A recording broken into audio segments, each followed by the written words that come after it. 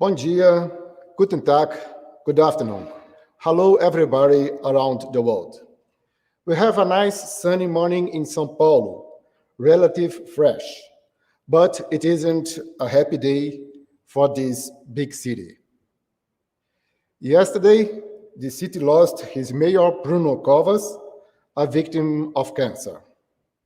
Even sick, he didn't spare himself in the last months in the front line fighting the COVID pandemic. He deserves our recognition for his public engagement. We wish his loved ones all the strength in this difficult moment. However, it's wonderful to be with you again, now presenting our very first digital German-Brazilian dialogue on science, research, and innovation, together with our partner FAPESP, the Research Foundation of the state of São Paulo. The event itself exists since 2012 and now reaches its 19th edition, keeping up to date with the global challenges. My name is Marc. I am the program manager of the German Center for Research and Innovation in São Paulo, DWIH, as we spell its acronym in German. Today, we will have our opening session, our first keynote speech, and a panel on the topic between cities and climate.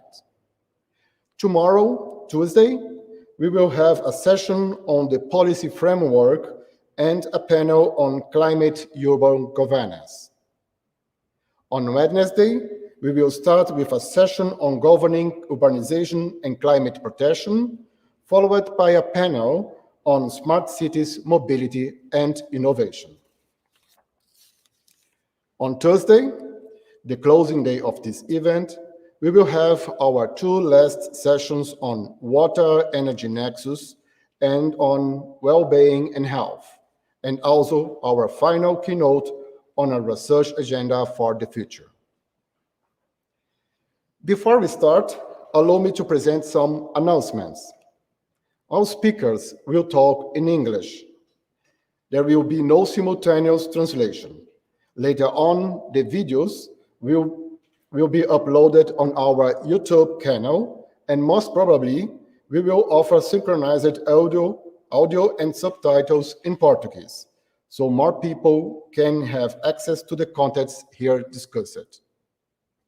Second, this online conference is being live streamed and recorded, including the chat conversation. By participating in the event and chat, you authorize us to record and publish what you say, show, or write on the comments.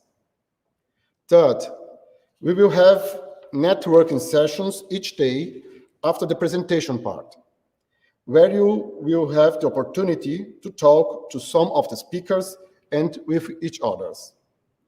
If you want to participate and you are following the event without a registration, you need to register yourself until the end of our first break to get the access and some instructions on that. The registration form can be found on the website of the DWIH São Paulo or clicking on the link fixed in the chat. So, for the welcome speeches today, I would like to invite the head representatives of the organizations that are fundamental for the event. Please salute Professor Dr. Marco Antônio Zago, the president of the São Paulo Research Foundation, FAPESP, and Dr. Jochen Hellmann, director of the German Center for Research and Innovation São Paulo and head of the DED German Academic Exchange Service in Brazil. Let's start with a small video from our partner institution, FAPESP. Em atuação desde 1962, a FAPESP é uma das principais agências públicas de fomento à pesquisa científica do país. E sua missão é financiar com recursos públicos a pesquisa científica e tecnológica em todas as áreas do conhecimento. A FAPESP apoia, em média, 20 mil projetos de pesquisa por ano e mantém acordos de cooperação com centenas de organizações em países de todos os continentes. As pesquisas têm contribuído para melhorar a qualidade de vida dos paulistas e para estimular o desenvolvimento do estado de São Paulo. 2 dias depois de confirmado o primeiro caso de Covid no país, pesquisadores da USP e da Universidade de Oxford concluíram o sequenciamento do genoma do SARS-CoV-2. Foi o primeiro passo para que São Paulo assumisse a liderança das pesquisas sobre a pandemia no Brasil. Um estudo apoiado pela FAPESP estima que cada R$1 de recursos públicos investido em pesquisa na agricultura gera um retorno de 10 a 12 reais para a economia do estado de São Paulo. Com mais de 20 anos, o programa Pesquisa Inovativa em Pequenas Empresas dá suporte a empreendedores que querem transformar conhecimento em novos produtos ou serviços. Estes são apenas alguns exemplos da ciência e da tecnologia produzidas no estado de São Paulo, que tornam a FAPESP reconhecida como uma das principais agências de fomento à pesquisa científica e tecnológica do Brasil.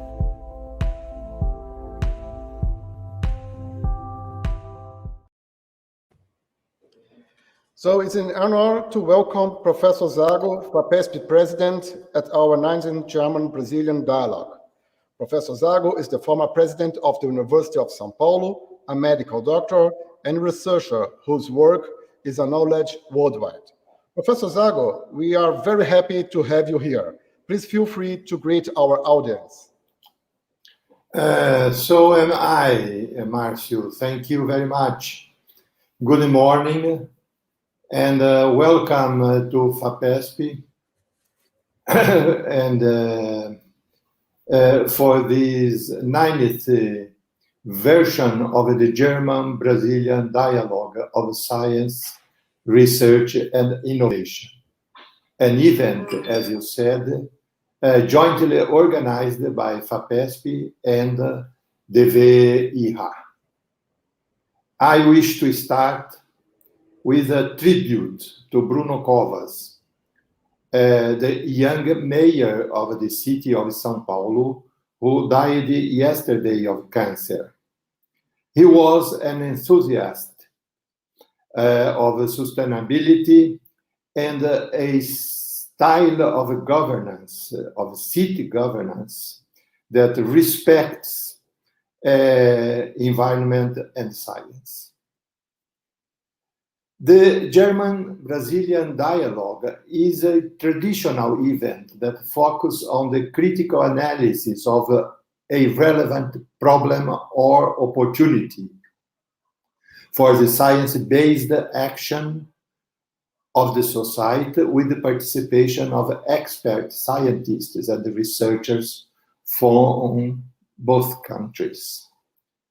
However, our collaboration goes far beyond this meeting. I wish to emphasize the success of our partnership with the many German research and higher education organizations who are that are represented here in São Paulo at the DWIH.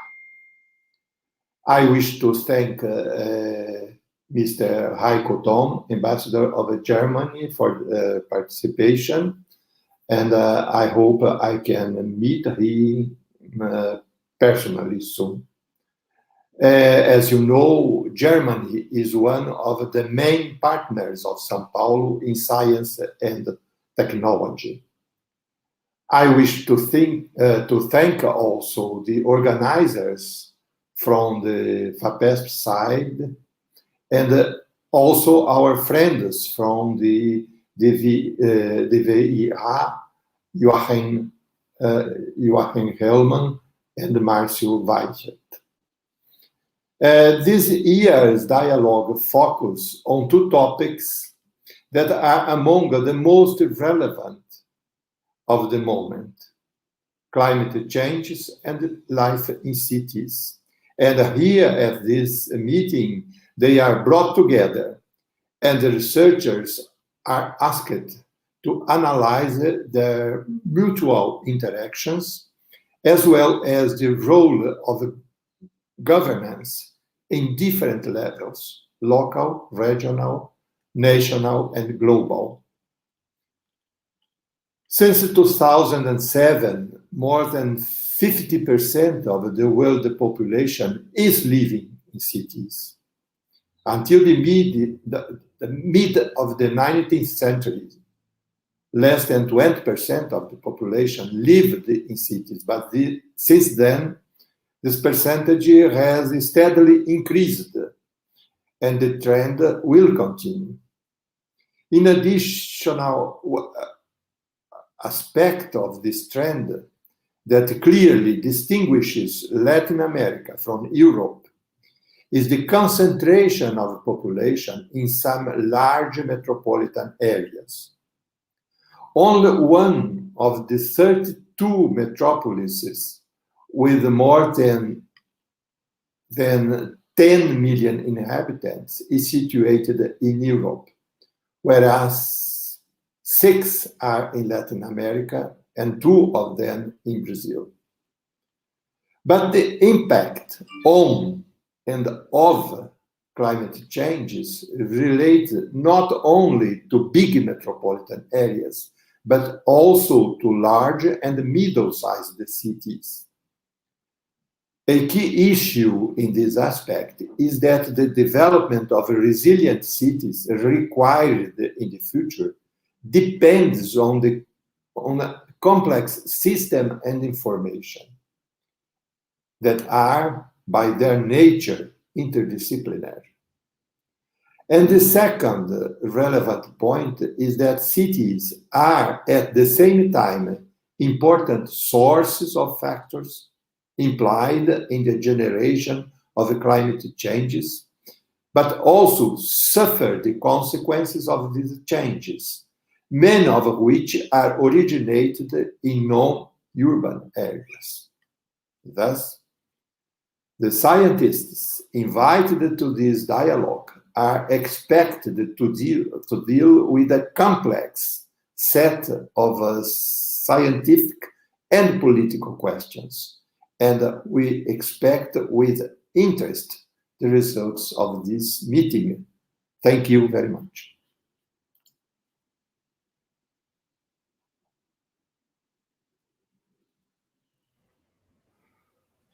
Thank you, Professor Zago. Thank you very much. Nice to meet you again.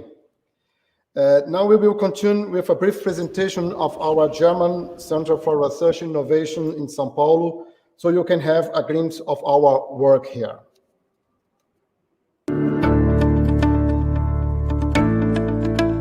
O Centro Alemão de Ciência e Inovação de São Paulo faz parte de uma rede de 5 centros. Nós temos um centro em Nova York, um em Moscou, um em Nova Delhi e um em Tóquio. E essa rede de centros está hoje dentro do DAD. O DAD é o Serviço Alemão de Intercâmbio Acadêmico. E nós somos uma organização que representa as instituições do ensino superior na Alemanha.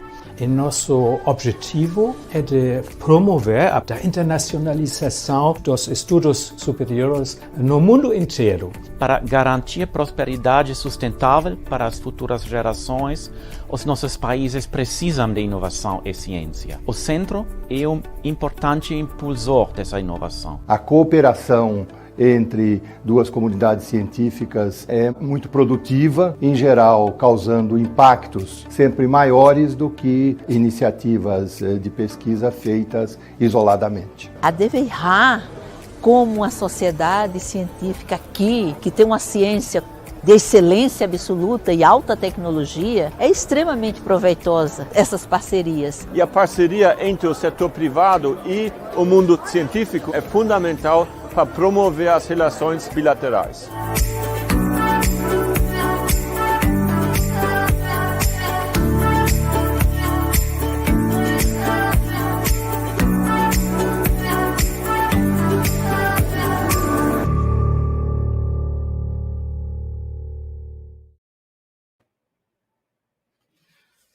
Now we are delighted to have Dr. Hellmann, Director of the DWIH São Paulo and of the DAD in Brazil, who holds a PhD in Translation Studies and is specialist in internationalization of education and research.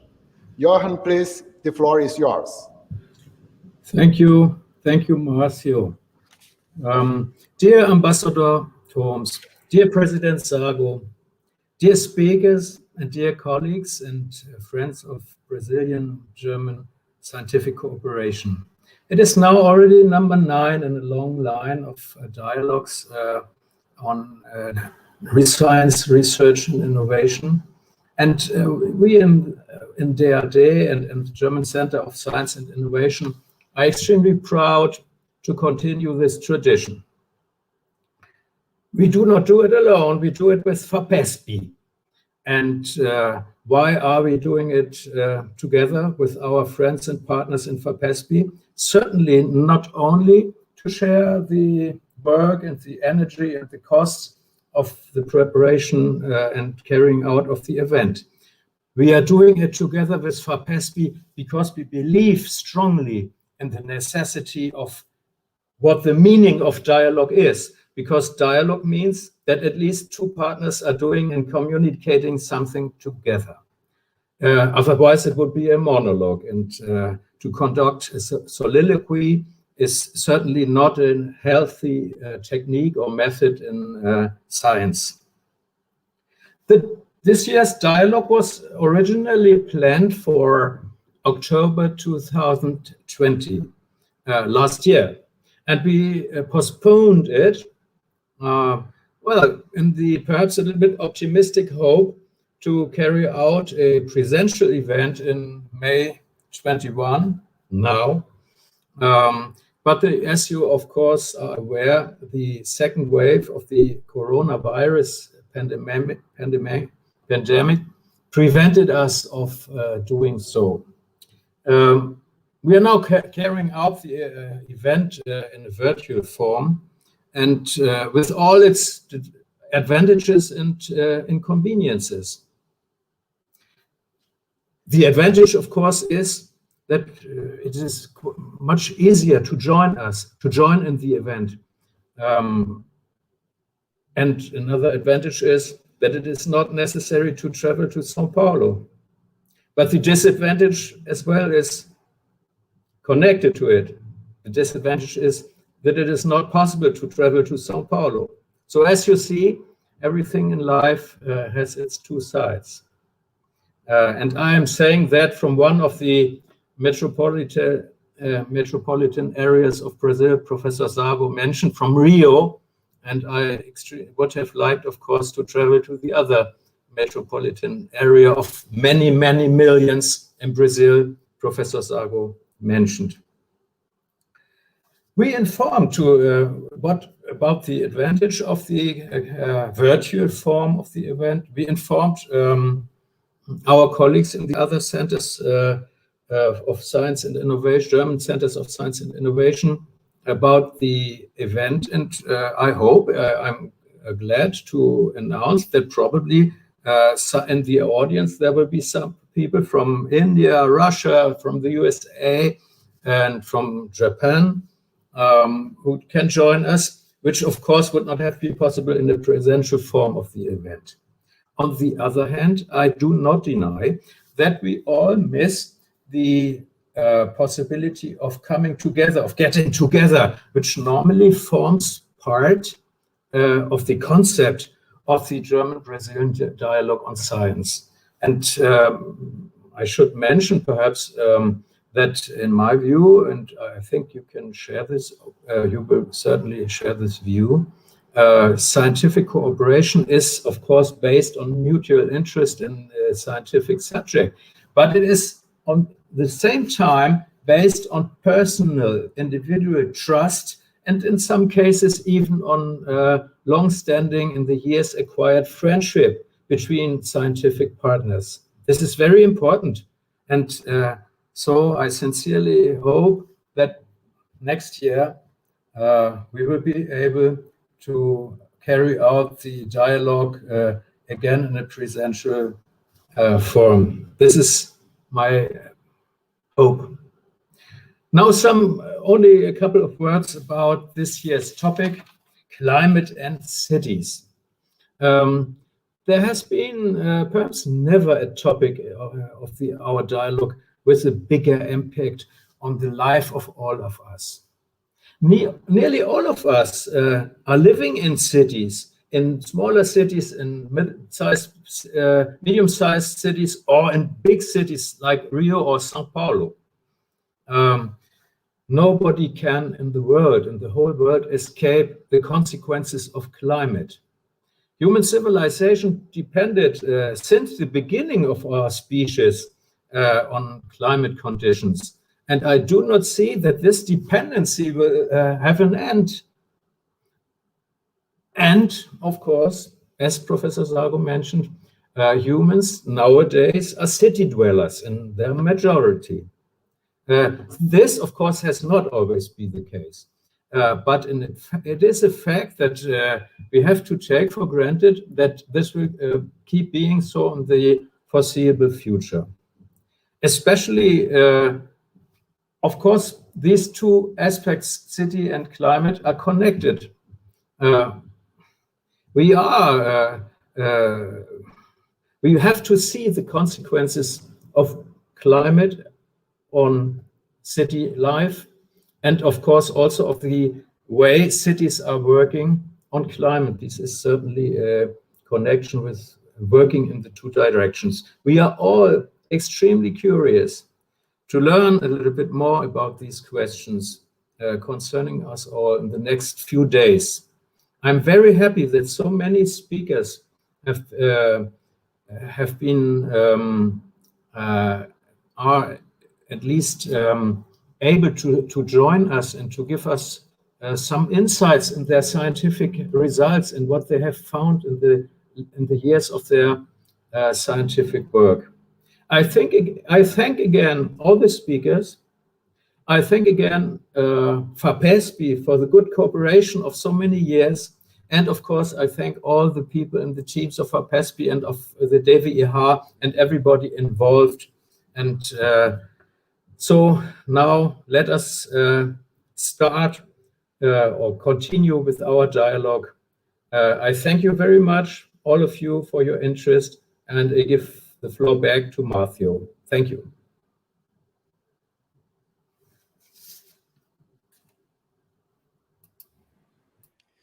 Thank you, Jochen. Thank you very much. I see you in some minutes again. So the German ambassador in Brazil, Mr. Heiko Thoms, was so kind to send us a welcome video for our dialogue on cities and climate. Before coming to Brazil, Mr. Thoms represented Germany in the United Nations office in New York and was Germany's representative in the North Atlantic Treaty Organization, NATO, abbreviated OTAN in Portuguese. Dear Dr. Hellmann, dear Professor Zago, dear Mr. Weichert, ladies and gentlemen, I'm delighted to welcome you today on behalf of the German Embassy in Brasilia to the 9th German-Brazilian Dialogue.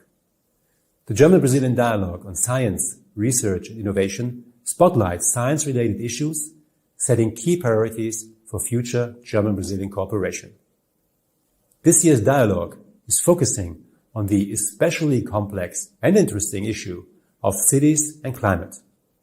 Once again, the DWIH and FAPESP have succeeded in assembling a lineup of high-ranking speakers for this event. I'm therefore certain that the quality of the scientific exchange won't suffer, despite the fact that, once more, the dialogue can only take place online. I'd like to thank the organizers, the DWIH, São Paulo, and the FAPESP, for all the hard work you put into preparing this event. More than half of the more than 210 million Brazilians are living in big cities and conurbations. Over the course of the last few years, the number of extreme weather events caused by climate change and the severe degradation of natural resources has grown. The impact of these events, such as flooding, landslides, and water shortages, has increased in almost all metropolitan areas. Important questions need to be answered. How resilient are cities in the face of climate change? And what influence do they have on climate change? What should the city of the future be like? What changes can be brought about at global level by cities of the future which are better geared towards climate mitigation? Germany is working hard at international level to promote climate protection. Cooperation with Brazil has been centered for many years on this issue. We are doing this not only at political level, but also very concretely in the form of research projects. In the German-Brazilian project Klimapolis Laboratory, the Max Planck Institute of Meteorology and the Institute of Astronomy, Geophysics and Atmospheric Sciences of the University of São Paulo are researching climate change as well as air and water pollution in metropolitan regions. The project has been funded over the last 3 years by the German Federal Ministry of Education, among others. And it is especially relevant to the topic of today's dialogue. Another example of German-Brazilian cooperation, which quite literally stands out, is the 325-meter-high Amazon Tall Tower Observatory north of Manaus. The aim of this project, funded by the German Federal Ministry of Education and MCTI, is to use the continuous recording of meteorological, biological and chemical data to better understand how the Amazon interacts with the atmosphere and soil. The project shows us time and again the great importance of the Amazon region to the global climate. I'd also like to mention a political initiative, the German-Brazilian Urbanization Partnership. It was adopted during the intergovernmental consultations in 2015. It focuses on energy efficient and sustainable urban development. After all, one of the major challenges at national level is to use natural resources and spaces more sustainably and to adapt the way they are utilized to the effects of climate change. Ladies and gentlemen, dear participants, I'd now like to leave the debate to you, the experts. I wish you an interesting event and a stimulating exchange in the coming 4 days. I hope that we can move a step closer to answering our questions on the city of the future. And I sincerely hope that next time we can meet in person again.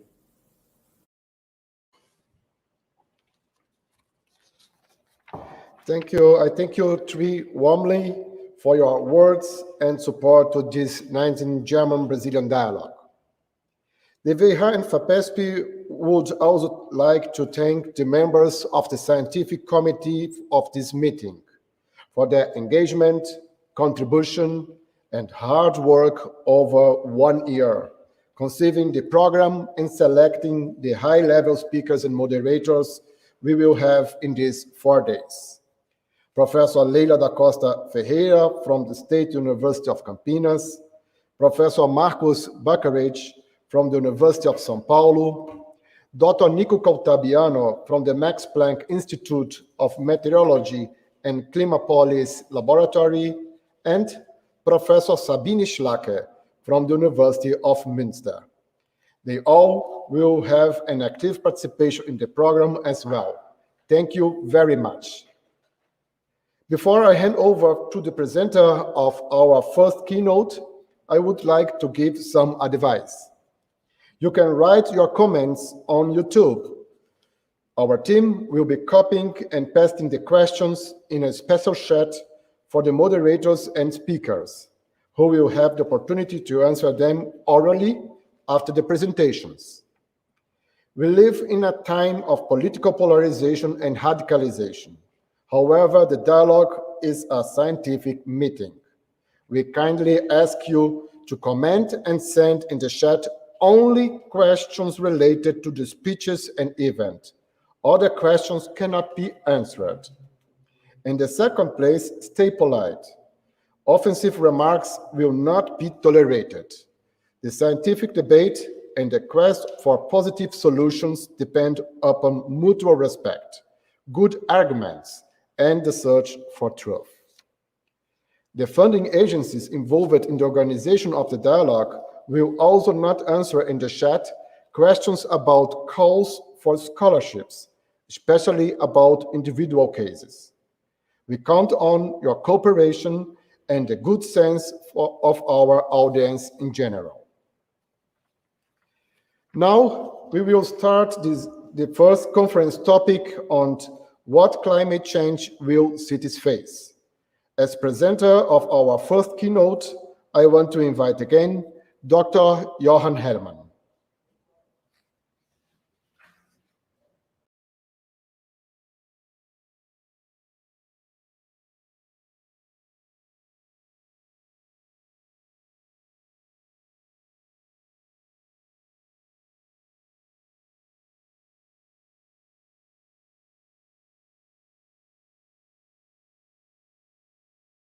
in the subject we are dealing here.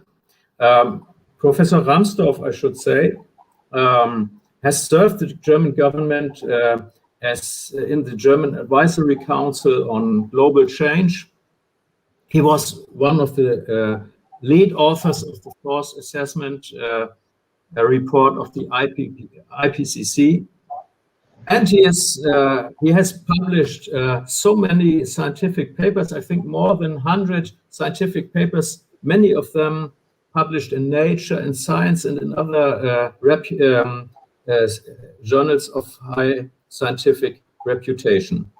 I know that you are also a co-author of a couple of books.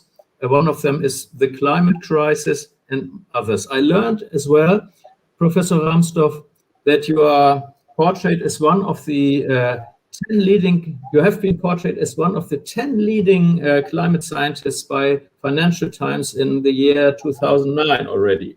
And you are, Professor, co-founder of the blog Real Climate, one of the top science blogs which exist.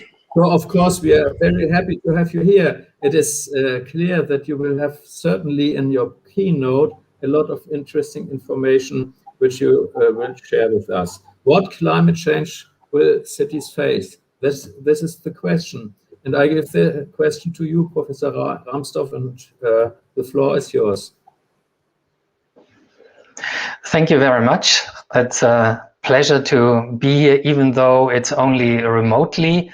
I have had the fortune to visit Brazil in the early 1980s because my uncle was actually working there for a number of years on a development cooperation with Brazil. And it was the most exciting trip for me as a young student to visit him in Brazil and travel to some of the projects he was collaborating with there. Today, I want to tell you a little bit from the point of view of natural science about what climate change will cities face and what it means to them, and also talk a little bit of their role in mitigating climate change.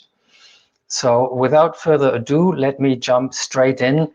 One thing everyone knows, of course, but it I think is still worth repeating, is that we are in the middle of a massive increase in carbon dioxide concentration in our atmosphere. Here you see the last 10,000 years of this, a very steep increase. You can also see, if you look at the numbers, the year numbers there, how this has accelerated. And we now know that the amount of carbon dioxide in the atmosphere is higher than any time in at least 3 million years now.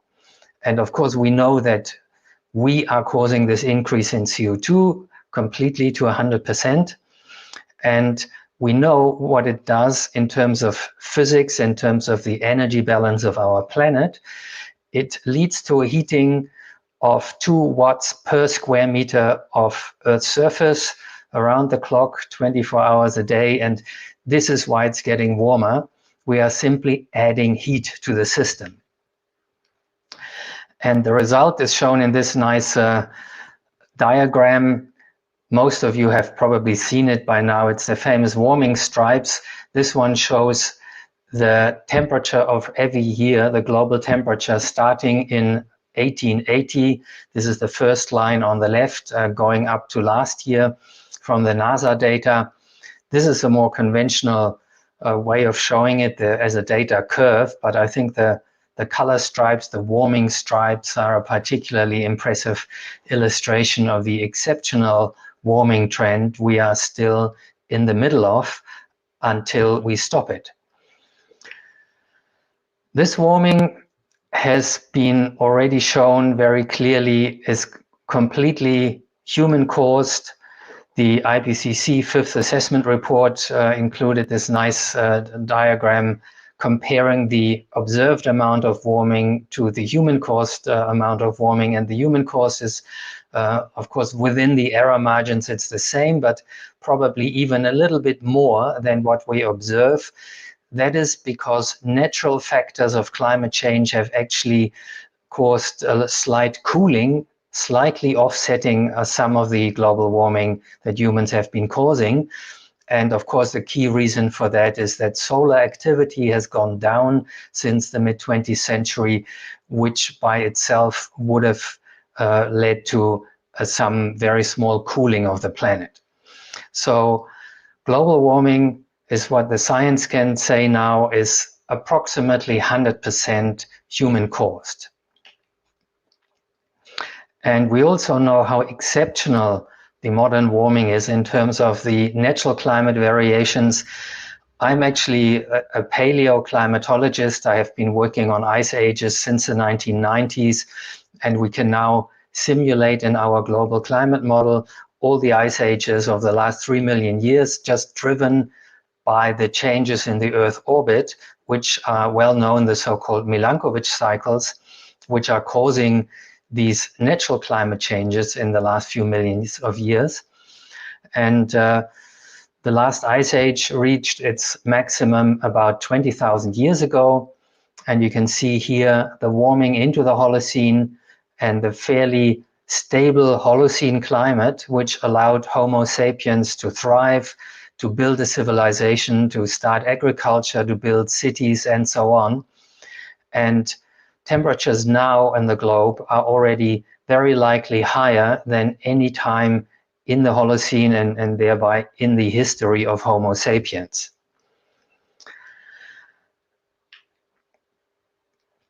Now, what does this mean for us? What we mostly notice, of course, is not the average temperatures, but what we feel is the extremes. And of course, as the globe warms up, we get more heat extremes. We have done a study a few years back looking at how many monthly heat records appear in the world, like hottest August in Germany or similar records anywhere in the world. And we have found that the number of monthly heat records is now 8 times larger than it would be in a stable climate. So that is a very striking illustration of how this, at first sight, maybe moderate sounding change in global mean temperature, this bit more than 1 degree warming, how that affects the number of heat extremes, of record-breaking heat extremes that occur. And of course, you have to realize that every new heat record has to beat all previous records. So the absolute temperature level for each of these records is going up and up each time it is broken again. And an example of such a heat record in Europe has been the European heat wave in 2003, which caused 70,000 fatalities. I will talk a little bit more about heat mortality later on when I talk more specifically about the impact on cities. Let me just add that in Europe, we can reconstruct summer temperatures going back to the year 1500 AD. And the hottest summers in Europe since then have been 2018, 2010, 2003, 2016, and 2002. And you don't need to hire a statistician to tell you that this has nothing to do with a random distribution anymore, but it is simply an effect of global warming. Another type of record that is increasing with global warming is rainfall records.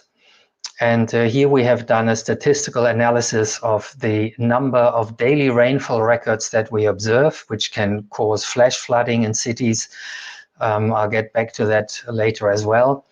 And you can see here, first of all, in the gray bars, the every single year, the number of daily rainfall records that are broken on the planet from very long rain gauge records. And the red line is a kind of smooth line across those. Of course, there's a lot of variability in the number, but when you smooth that, you get the red line. And in a stable climate, this red line should be within the blue band that you see there. When it moves out of there, it becomes statistically significant, and that happened in the 1990s. The number of daily rainfall records has been elevated in a significant way since then, and it has been ever increasing since then. And these events can cause quite massive damage. Now, the opposite of too much water is drought, of course, and we have long expected and we also observe an increase in drought in many regions. In Europe, this is primarily the Mediterranean region, which suffers from increased drought problems. But actually it applies also to Germany. But what is shown here is actually winter rainfall data. In winter, we don't have such drought problems in Germany, but the Mediterranean has. The winter rainfall usually feeds the water in for the soils for the agriculture season. And these data show how the winter rainfall amounts have decreased in the last decades. And one of the examples, of course, that is affected by this in the Mediterranean area is the country of Syria, which suffered the worst drought in its history in the years up to 2011, when the mass protests and civil unrest there began. We all know how this ended. And there is good studies on this, like this one in the Proceedings of the National Academy of Sciences, which look not only at how this kind of drought has been greatly increased in likelihood due to global warming, but also how the effects of this drought have led to many internal refugees in Syria, farmers that left their villages and gathered in the suburban areas of Aleppo, of Homs, etc. And there was just increasing unhappiness with the Syrian regime, which then contributed to those mass protests. This is actually something that in the German Advisory Council on Global Change that I worked with for 8 years, we already warned about in a report, Climate Change as a Security Risk, which you can still download. It was published in 2007. And we looked at the problem of fragile states being affected by extreme events, droughts, harvest failures, and this leading potentially to internal conflict and ultimately failed states. Of course, you can never predict where this kind of thing happens and when, but it is a typical scenario for climate change as a security risk that we wrote about a few years before this happened in Syria. Another extreme event type that also affects many cities is the increase in tropical cyclone intensity. And I have been also participant in this very long-standing debate in the scientific community whether the expected increase in tropical cyclone intensity that is simply expected from the laws of physics, because warm ocean waters are the energy source for these storms, and we know the ocean waters are warming up as a result of global warming. So whether this expected intensity increase can be shown in the data, that was long debated because the observation systems have changed, and in the early days, many decades ago, of course, we didn't have satellites, we didn't have full data coverage, so storms might have been missed. But in the meantime, the special expert group by the World Meteorological Organization on tropical cyclones has diagnosed that tropical cyclones have increased in intensity, and it's a recent study published last year by Jim Cossin and colleagues using only homogenized satellite data from 1980, where we really have good data quality and we're not missing any storms, that there is a very clear increase in the share of major hurricanes out of all hurricanes, and therefore in the tropical cyclone intensity. Now let me talk about how this all affects cities and the role of cities in this. And of course, one thing which exacerbates the heating, the increased number of heat extremes that I mentioned, is the urban heat island effect. That's already for decades, of course, a well-known effect. Currently, the number of heat days in city centers, in urban areas, are about twice as much as in nearby rural areas. And in the future, this is expected, of course, to increase this problem of overheating in the urban centers quite significantly. In the extreme case of the RCP 8.5 warming scenario, the number of heat wave days can even increase up to a factor of 10 in urban areas. And I mentioned this European heat wave, which basically back then the city of Paris had to set up tents on the outskirts for all the coffins because there was such increased mortality. And you can see that in this data statistics, which shows the annual cycle of mortality in France for the last 20 years. And the year 2003 is the blue curve.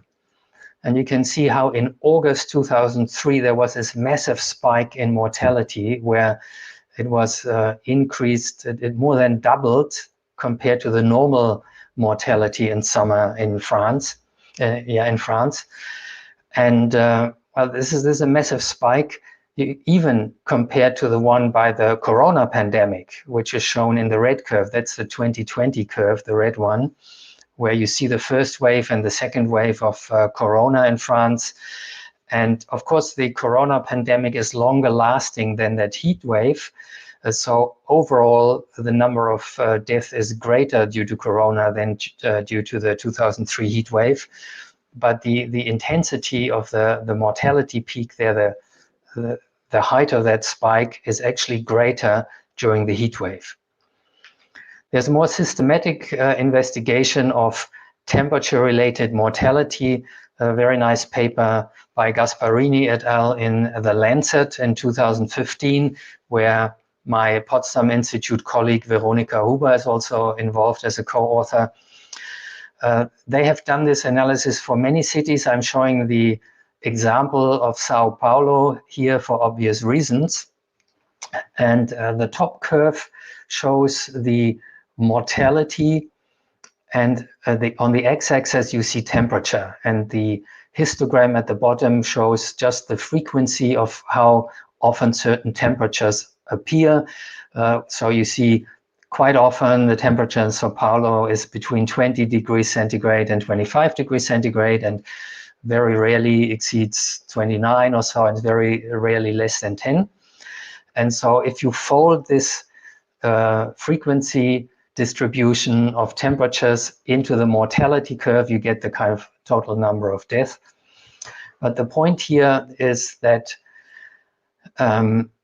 mortality increases both for cold temperatures and for warm temperatures. The optimum, the lowest mortality is between roughly 18 and 25 degrees centigrade. Now, that it's higher below that is not because people actually die from the cold directly. This is mortality from all reasons. You know, you could die from the flu, for example. It would go into this statistic if the people die from flu more often in cold weather than in warm weather. So mortality from all causes does depend on temperature. And if you look at this picture, you could get perhaps the impression that if it gets warmer, less people die from cold, more from heat, and this all balances out. Or some climate skeptics have even claimed that we will save more people from less cold than will be added from more heat. But that's actually not true. The reason is that the increase with heat, this red curve there, is much steeper than the decrease with temperature if you shift the temperatures to the right towards warmer areas. And a newer paper by Gasparini and colleagues in 2017, again in The Lancet, has examined this in more detail, how much added heat mortality and how much reduced cold mortality you get in a warmer climate. Shown here 4 different warming scenarios, and on the left is South American cities, 22 locations, and the right is Southern European cities. And you can see the red bars are generally bigger than the blue bars. That means the excess mortality from heat is greater than what you save from reduced cold mortality. So this skeptic argument doesn't hold. more heat is actually bad in terms of direct health impacts on human mortality. Another problem that affects cities is that increase in flooding. This has actually two reasons. I mentioned the increase in extreme rainfall events already, but there is a second reason, of course, in coastal area, also linked to tropical cyclones in the areas prone to that. It is coastal flooding from storm surges. Both are increasing. The rain-fed flood events are increasing, of course, because extreme rainfall is increasing. That has simple physical reasons. Warm air can hold more moisture, which can rain down then in a rainfall event from saturated air masses.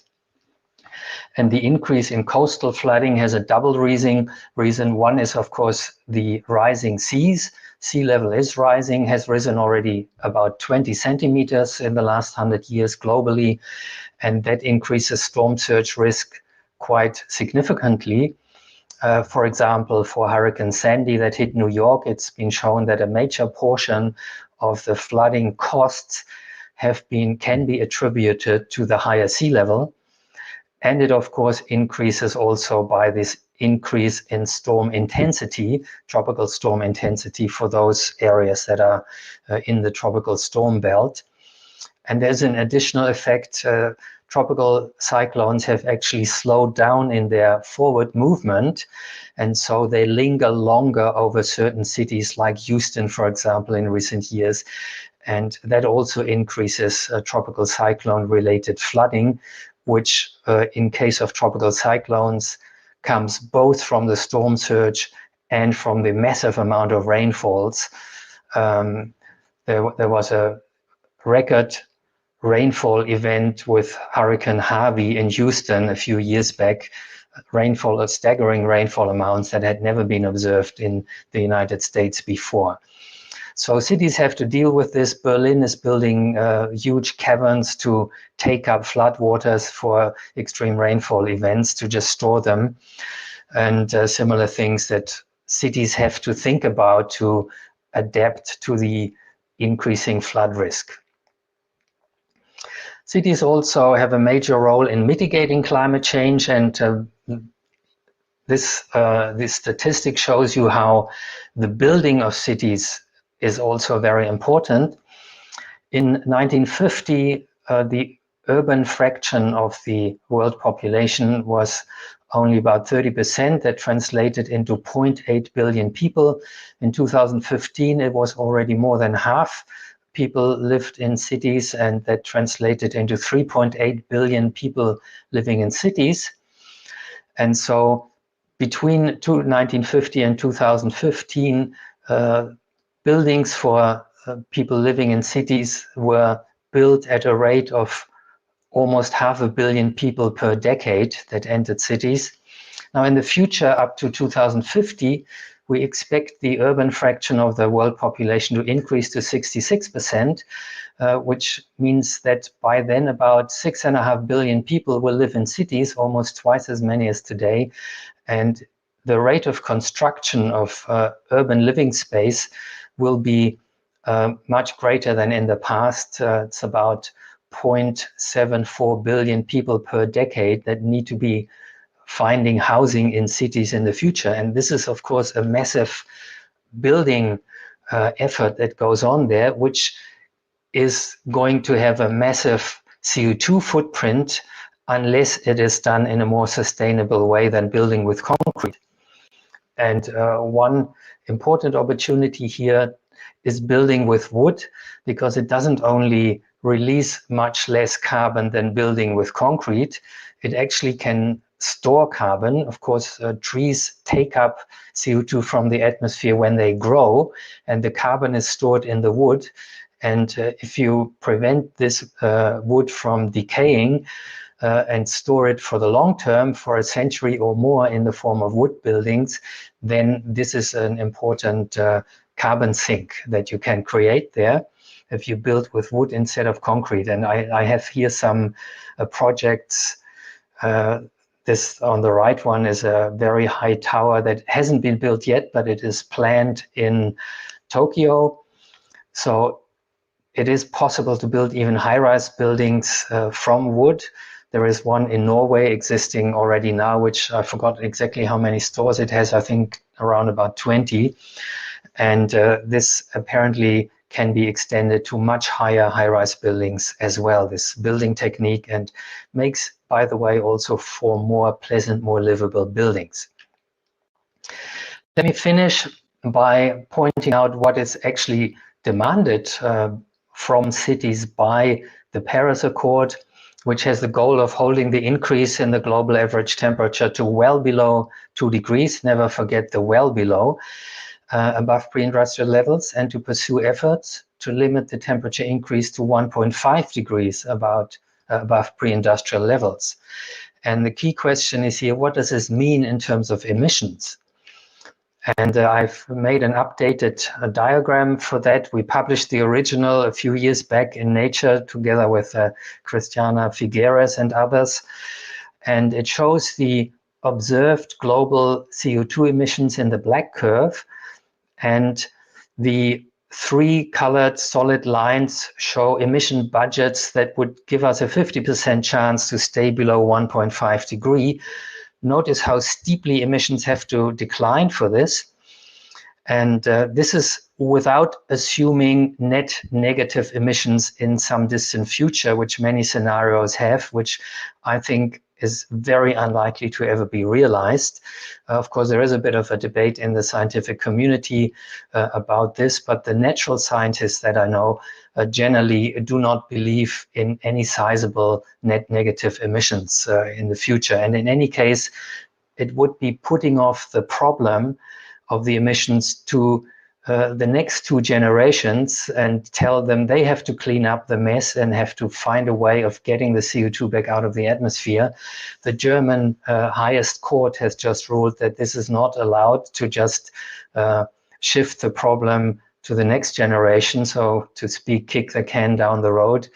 The government actually has to do its share of the Paris Agreement now in the foreseeable future, and not pretend that after 2050 we can produce a lot of negative emissions. And so if you do that, then you need to, well, let's put it that way. If we had started right after the Paris Agreement in 2016, we would have been able to ramp down emissions like in the green curve to 0 globally, just close to 2050.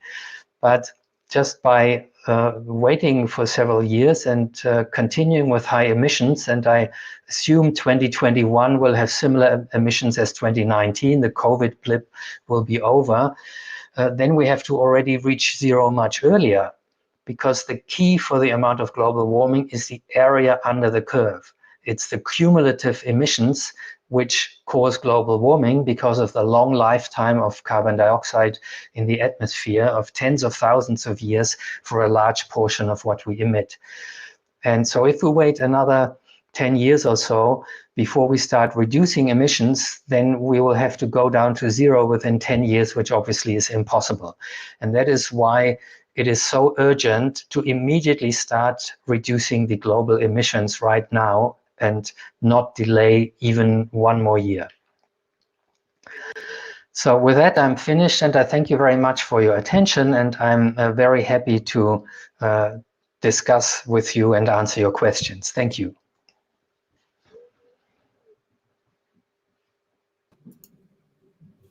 Yeah. I'm extremely grateful, Professor Rahmstorf. This was a very concise and important insight. We learned a lot about, especially I admire that in such a short time you could explain so many aspects of the climate change.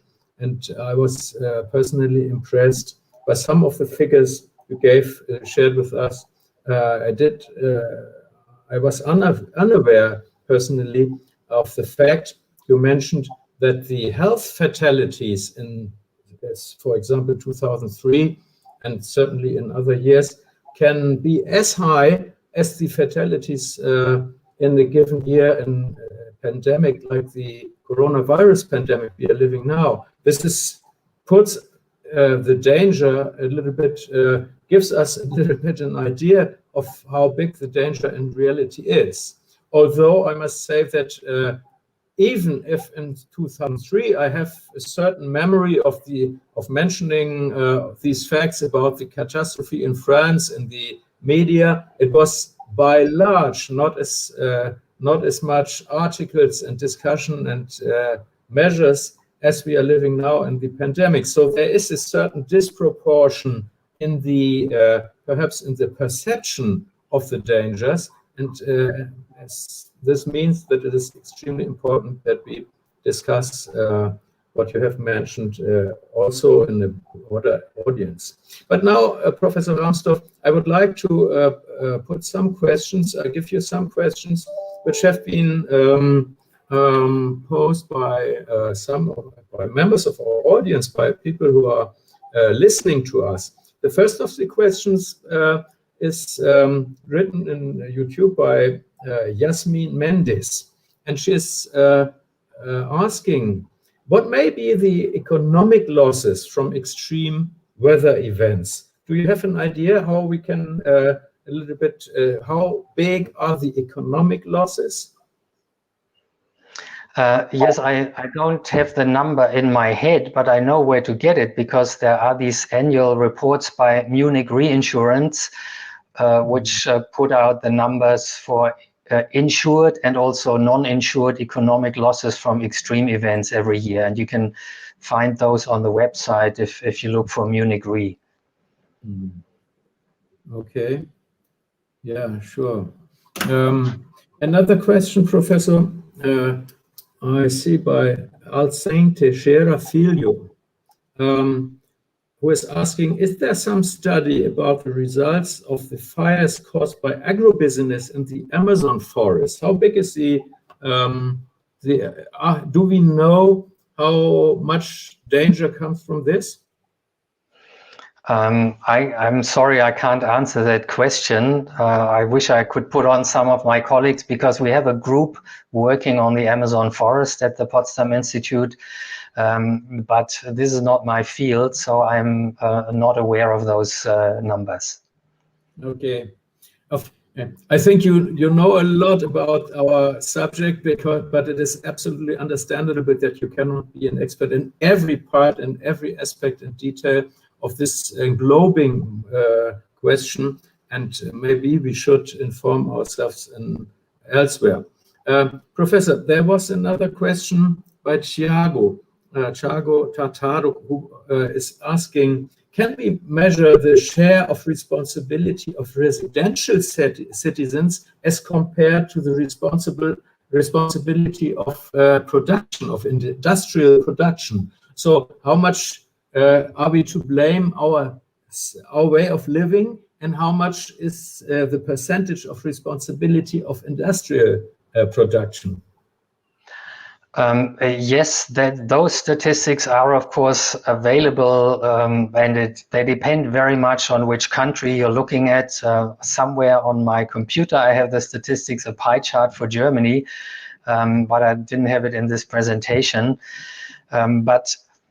I think in this context I would warn about the idea that to put the blame for global warming on the consumers. Of course, we are responsible for a certain share of emissions by what we buy and how we heat our houses, and it is very good to reduce that. But ultimately, I have gone as far as you can probably do that in my home and everything. You can reduce emissions maybe by 30–40% or so, but a lot of the emissions are simply in the whole way everything works, the infrastructure we have in the country. And it is basically a problem that has to be solved by governments and by industry, and not by the private consumer. And one of the best things that every one of us is, rather than switching off the lights at home when they're not used or so, the best thing is actually to go out and protest and demand and vote and demand from government to take effective climate action. Okay, then the question, of course, is what are these effective actions? There is a question from Jean, Jean Flavio Petrucci, who is asking you, is nuclear energy a feasible and safe source of energy in order to reduce carbon dioxide, of course? Well, my personal opinion about the safety is that it's not safe enough. Just look at Fukushima. Also, we actually had a very interesting energy expert as part of the German Advisory Council when I was working there for the German government, Jürgen Schmid, who sadly has died since. He used to work for the nuclear industry and then switched to renewables. And he told me that the risk estimates for a major nuclear accident in the early days were one major accident every 10,000 operation years. And it came true because there are about 400 nuclear power stations. And that means around about every 25 years, you expect one to blow up. And that's kind of what has happened with Chernobyl, with Fukushima, with 3 Mile Island. And so, but I think there are more important reasons to not expect nuclear power to have a big impact on global warming mitigation, and that is it is slow to build and very expensive to build, and the renewables, solar and wind, they have already long overtaken nuclear power in terms of, first of all, the cost, and secondly, the way you can ramp them up exponentially with mass production. Yeah, thank you, Professor, for this clear answer. Please. I think we have an echo. Professor, I thank you very much for this clear answer, because the question of the nuclear energy, of course, is comes, to my impression, every day more into discussion, and I'm thankful that you gave us a clear answer to this question. I have a question myself, and I'm using my privilege to talk with you directly. I don't have to put it in YouTube. The question. My question is, you mentioned that building, because we are talking about concrete measures and activities, you mentioned that to build houses with wood can store carbon. I can understand that from the physical point of view, but my question is, do we have enough wood, or can we have enough wood, especially seeing the numbers of increasing need of building more houses for more people in the future? Do we have enough wood to really go in this direction? Well, there is a study on this which has been looking at that, and apparently, according to these authors, that is quite possible. But the key is, of course, to not just cut down old growth forests. That is a no-go area. That won't save any carbon if you do that. We are talking here about sustainable forestry practices, and indeed, the limit is how much sustainable wood production we can achieve. Yeah. Okay. Thank you.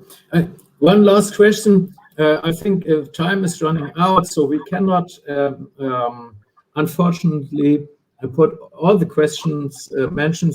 We cannot discuss all of them. But one last question by Sven Dinklage, our colleague working also in DWIH. He writes, Professor Rahmstorf says the world has to act now. How much does he really see that happening at present? Are we doing what you expect us to do? Or governments, not us, everybody?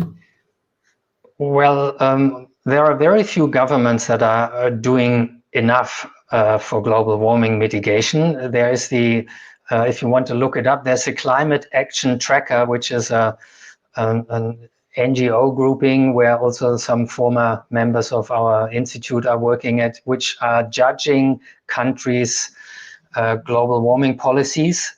And they are, of course, overall not sufficient until now, but at least the goals and commitments have improved quite a lot in recent years. I think we are kind of in the midst of a turning point. There are a few countries that are already pretty good, some Scandinavian countries or Costa Rica, for example. But Germany is actually falling way behind. We're amongst the OECD countries, we're in the kind of lower middle in terms of emissions reductions in the last 15 years or so. So we're not very good. And most countries have to do a lot more. The German government has just, because of that High Court order, increased their emissions reductions goals quite significantly for 2030 and 2040. And so I am seeing a kind of a turning point here, not least because of the pressure that was put up by all the young people that have gone on climate strike, the Fridays for Future movement. Certainly in Germany, that has changed the political scene and the general public opinion quite a lot. Yeah, I see, Professor. But defining goals is one thing, but attaining, reaching them is quite another. And if you mention as positive examples Scandinavia and Costa Rica, I think that these are very tiny shareholders in the overall world situation. Can you at least to end our discussion this part, give us a little bit of hope for the next 20, 30, 40, 50 years? Where is the source we can find some optimism in? Well, I think, of course, I mentioned some small countries, but if you look at the United States, if you look at Europe, Europe has the European Green Deal. Biden now, of course, is very engaged in climate mitigation. It's a complete turnaround compared to the Trump presidency. And I have a great hope that Europe and the United States are going to be strong partners. And I think China is also very conscious of the climate crisis and willing to do something. And then we have the three top emitters, China, US, and European Union together. I think there's real cause for hope, but everyone basically has to keep up the pressure on their own governments that they treat the climate crisis as seriously as the corona crisis. Okay, these are good closing remarks of this part of our dialogue. I thank you again very much, Professor Rahmstorf. It was extremely interesting, and I thank you for your time and for all the information you shared with us. Thank you very much. I give back the floor. My pleasure. Thank you. Bye. Thank you very much, Professor Rahmstorf, Dr. Jochen, Dr. Jochen Hellmann. It was a wonderful start for our dialogue. Now we will have a transition break. We will meet again in 10 minutes for the first panel between cities and climate, understanding the impacts and driving forces between cities and climate, moderated by Dr. Nico Caltabiano. Don't forget to register to our networking session on the DWIH São Paulo website if you want to take part today. See you soon.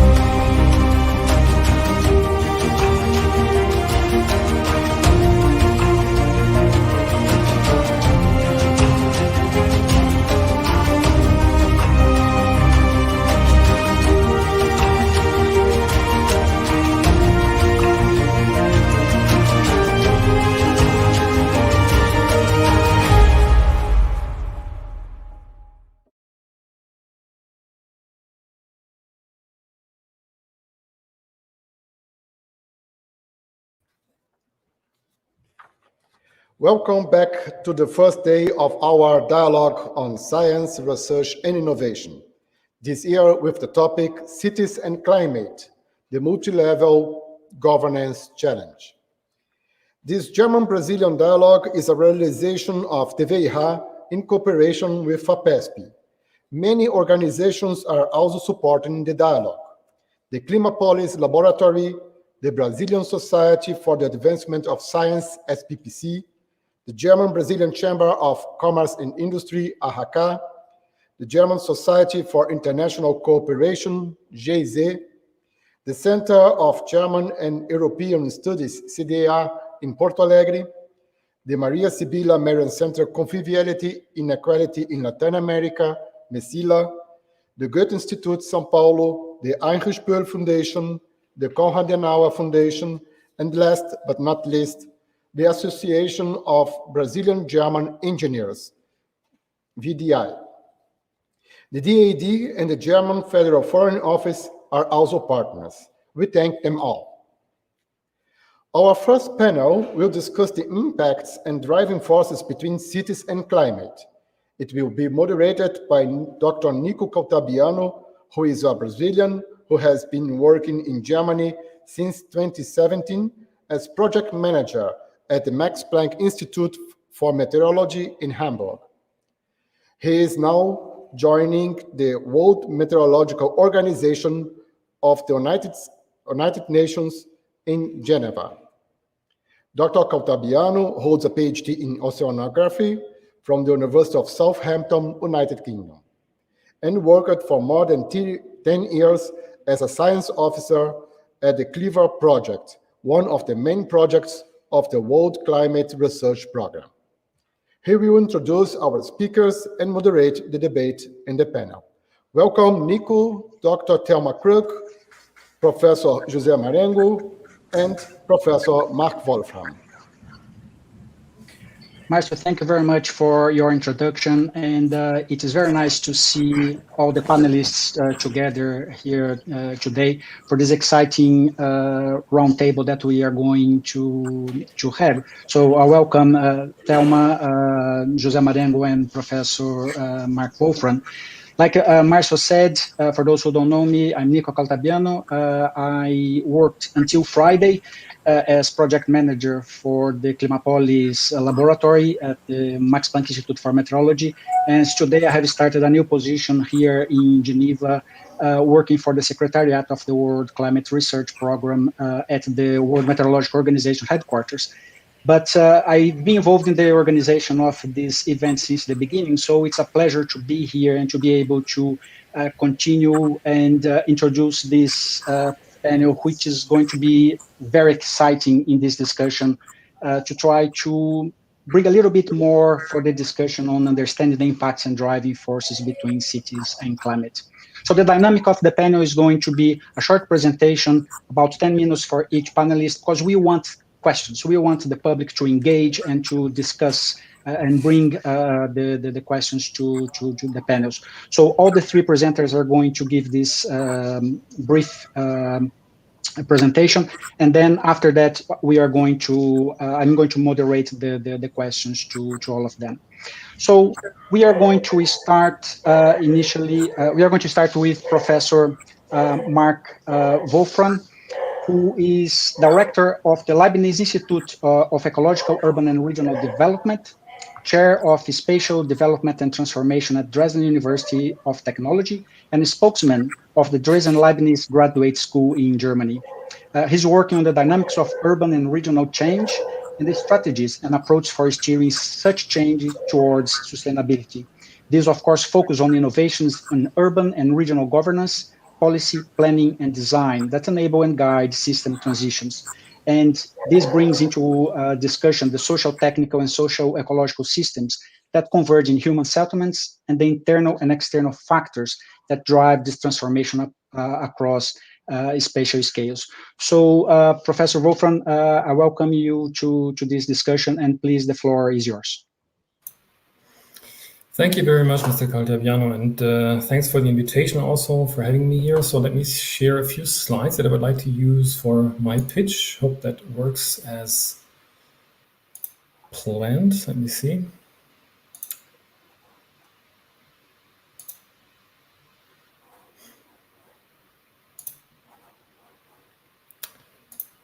So I hope you can see my slides now. Otherwise, please give me a hint. No, I don't think we can see the slides. You may have two screens. That may be the problem. Let me see.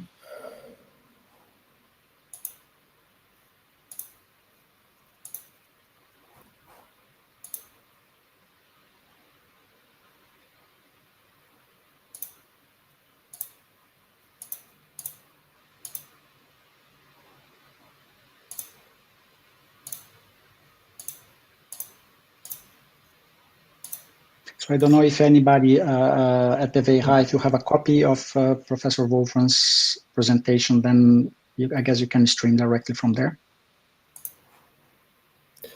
Well, I can't see the way, because the option is blocked, unfortunately, so I cannot use it. So maybe if you want to proceed with another presenter first, and I'll try to resolve this.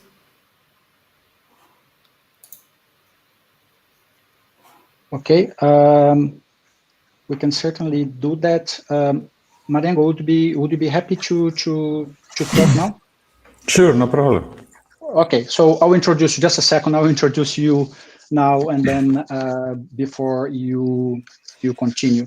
So just a change then in the order of presenters. So let's welcome Dr. José Antônio Marengo Orsini. Marengo is a senior researcher and general coordinator of research and development at CEMADEN, the Brazilian National Center for Monitoring Natural Disaster Alerts, which is linked to the Brazilian Ministry of Science, Technology and Innovation, where he works with extreme events, natural disasters, and reduction disaster risk management. He's also professor at INPES, the Brazilian National Institute for Space Research Graduate School in São Paulo.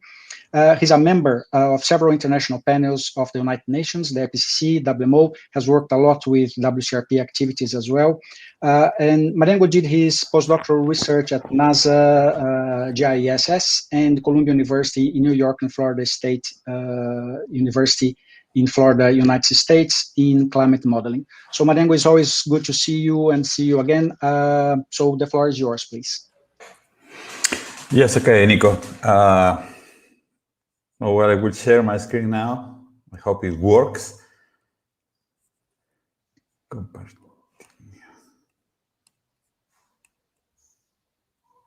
As with technology today, we have so many screens and so many things that we just get lost, and the technology can't keep up with us. Well, as happens, I mean, during the training session, it was working well. Now I'm trying to find out where is. I cannot find it. It's in yards. Oh, well. Thelma, get ready. Yeah, it may be true because I think I used the share screen, which was working last week. And but I think the organizers have my presentation in there too. So either Tiago, if you have Marengo's presentation there, can you stream directly from your end?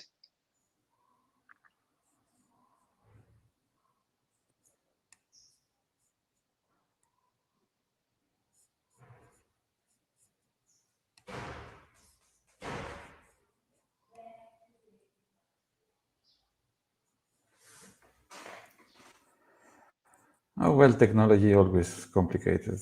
Oh, always good. Stop screen, share screen.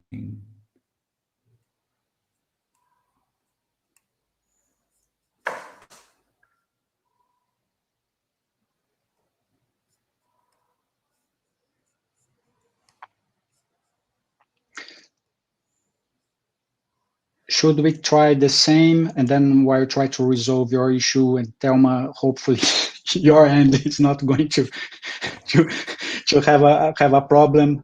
So we change the order again while Marengo tries to fix the issue. So last but not least, Sorry. we will bring Dr. Thelma Krug. Thelma works at the Brazilian National Institute for Space Research, INPE. She graduated in mathematics at the Roosevelt. Yep, there we go. At Roosevelt University, where she also obtained her master's degree in probability and statistics. And her PhD in spatial statistics was obtained on the other side of the Atlantic at the University of Sheffield in the UK. Since 1982, she has worked at the National Institute for Space Research, as I mentioned, with a vast contribution over a range of domains, and her contributions to the governmental sector are also long-lived and well-known. Presently, she is director of the Department of Public Policies for the Struggle Against Deforestation, and she also has a key role at the IPCC, the Intergovernmental Panel for Climate Change, whose vice presidency she now occupies. Many prizes were awarded along her career in the fields of geography, cartography, and sustainability. So, Thelma, I'll leave the floor with you. Hopefully, I think we saw your presentation already. So it's good to see you, and please take our time to your presentation. Thank you. Yeah, thank you very much, Nico. And I was anticipating that I could have problems, so I asked the organizers also to help me with the presentation.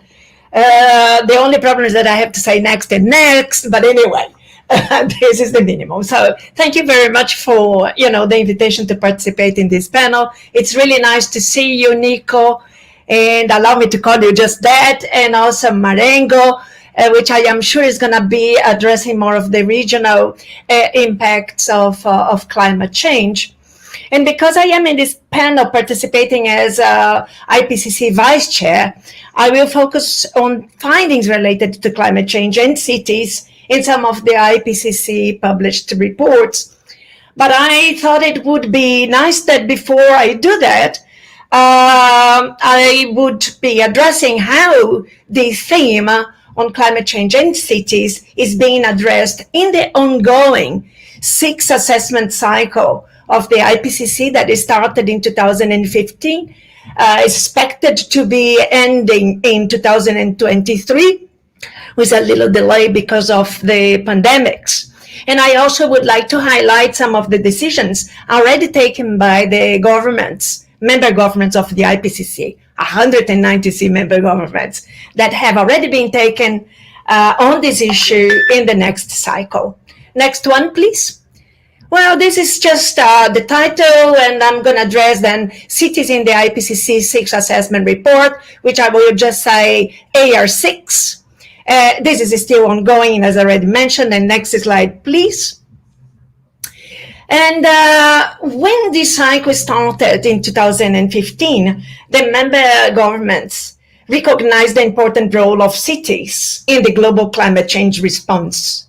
And you see here a clear recommendation that during this cycle, and when we say scoping process is when we have a proposal of the bullet points of the elements that scientists think could be addressed, and then governments approve the scoping and change the scoping according to their own needs, or how much of the science could back up their decisions then in the political arena, most in the climate change convention.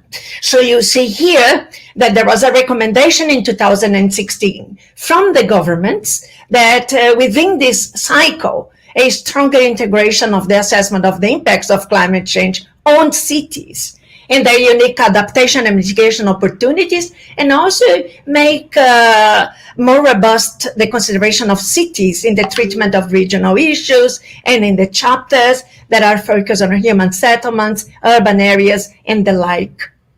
So you see that this was a decision by the governments, which are then taken by the authors that we work on the chapters specifically. The next slide.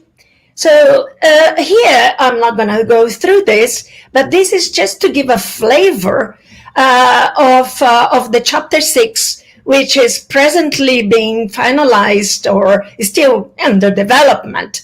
On this chapter 6 from Working Group 2. Working Group 2 of the IPCC addresses addresses impacts, adaptation, and vulnerability to climate change. And this chapter specifically addresses cities, settlements, and key infrastructure.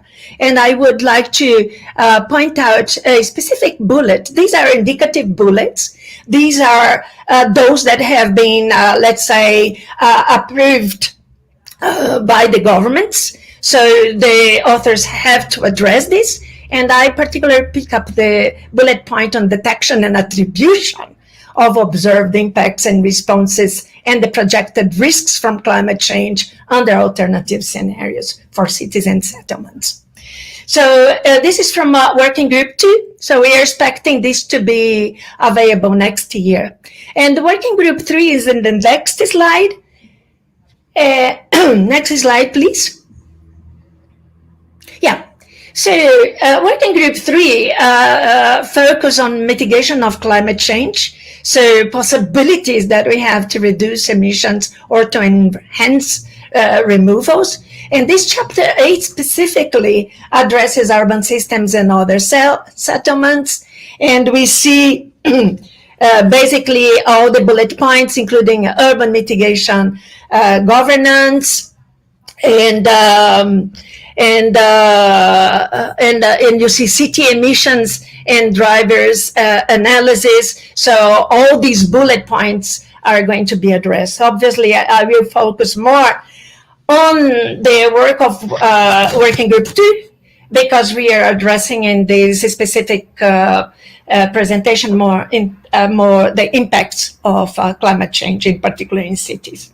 Next slide, please. Yeah, so I mentioned already that I would anticipate what is to be already expected in the next assessment cycle from 2023 to, let's say, 2028. It usually takes 6-7 years. So next slide, please. Yeah. So from this next assessment cycle that starts in 2023, the IPCC member governments already decided to produce a special report on climate change in cities. And I will provide in this slide the link to a joint international conference on climate change in cities that took place in Canada, and this is in the next slide. But you see in this one that already a decision was taken. What is different between the IPCC assessment reports, which usually take 6 years to be approved and accepted by the member governments, is that the special reports are shorter, more focused, and take less time, usually 2.5 years to be produced. So already decided that we are going to have a special report on climate change in cities. Unfortunately, it was proposed to be, developed this cycle, but because of other special reports during this 7 years period, we could not take this one on board. The next one, please. However, at the beginning, you see 2018, IPCC participated with other partners in this international conference on climate change in cities. I provide here the link to where you can access the report from this specific conference where IPCC participated. And the conference highlighted a range of broad cross-cutting issues that underpin the efforts to respond to climate change in cities, such as capacity of local institutions, interconnectivity of different sectors, and the impact of scale and data availability. Next one, please.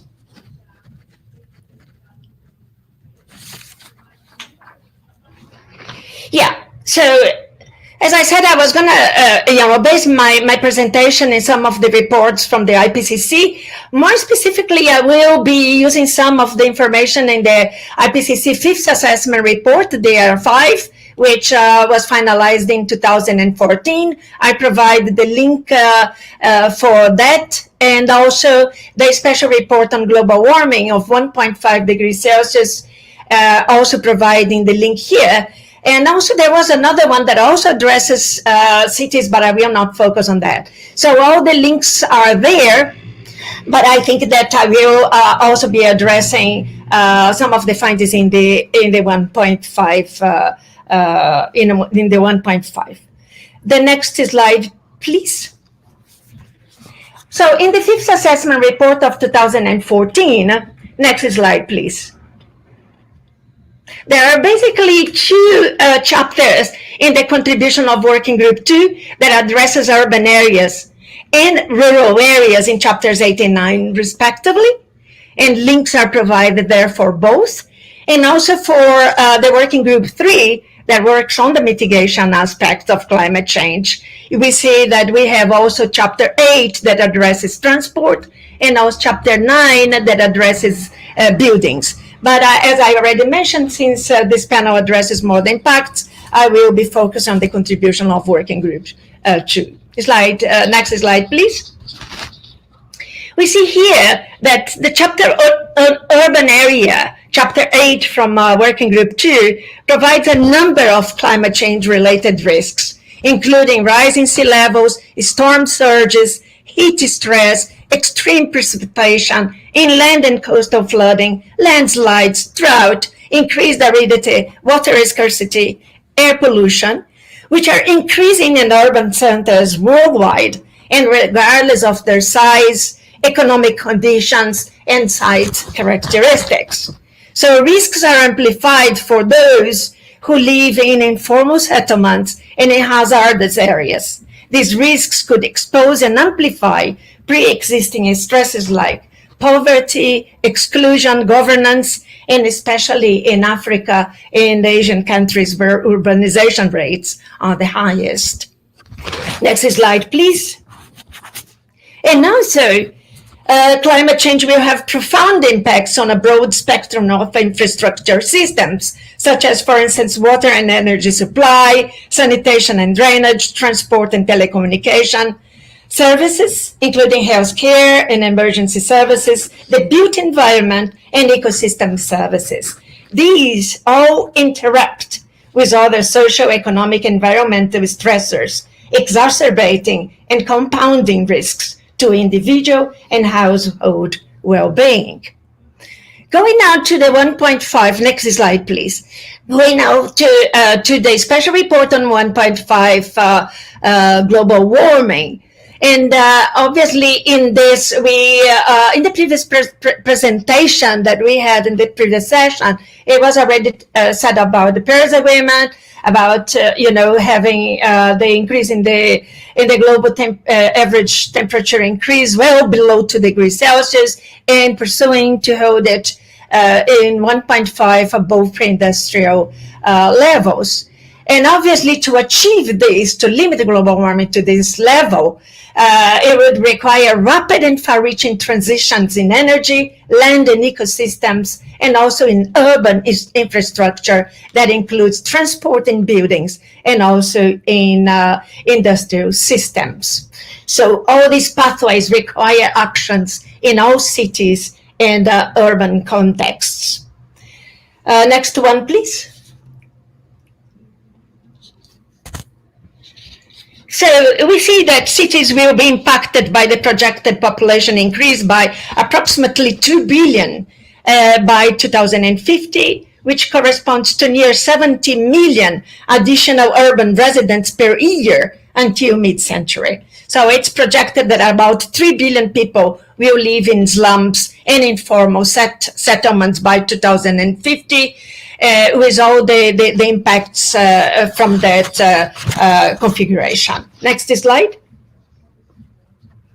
And almost finalizing my presentation, I have selected some of the risks that have been detailed in the 1.5 special report. Next one, please.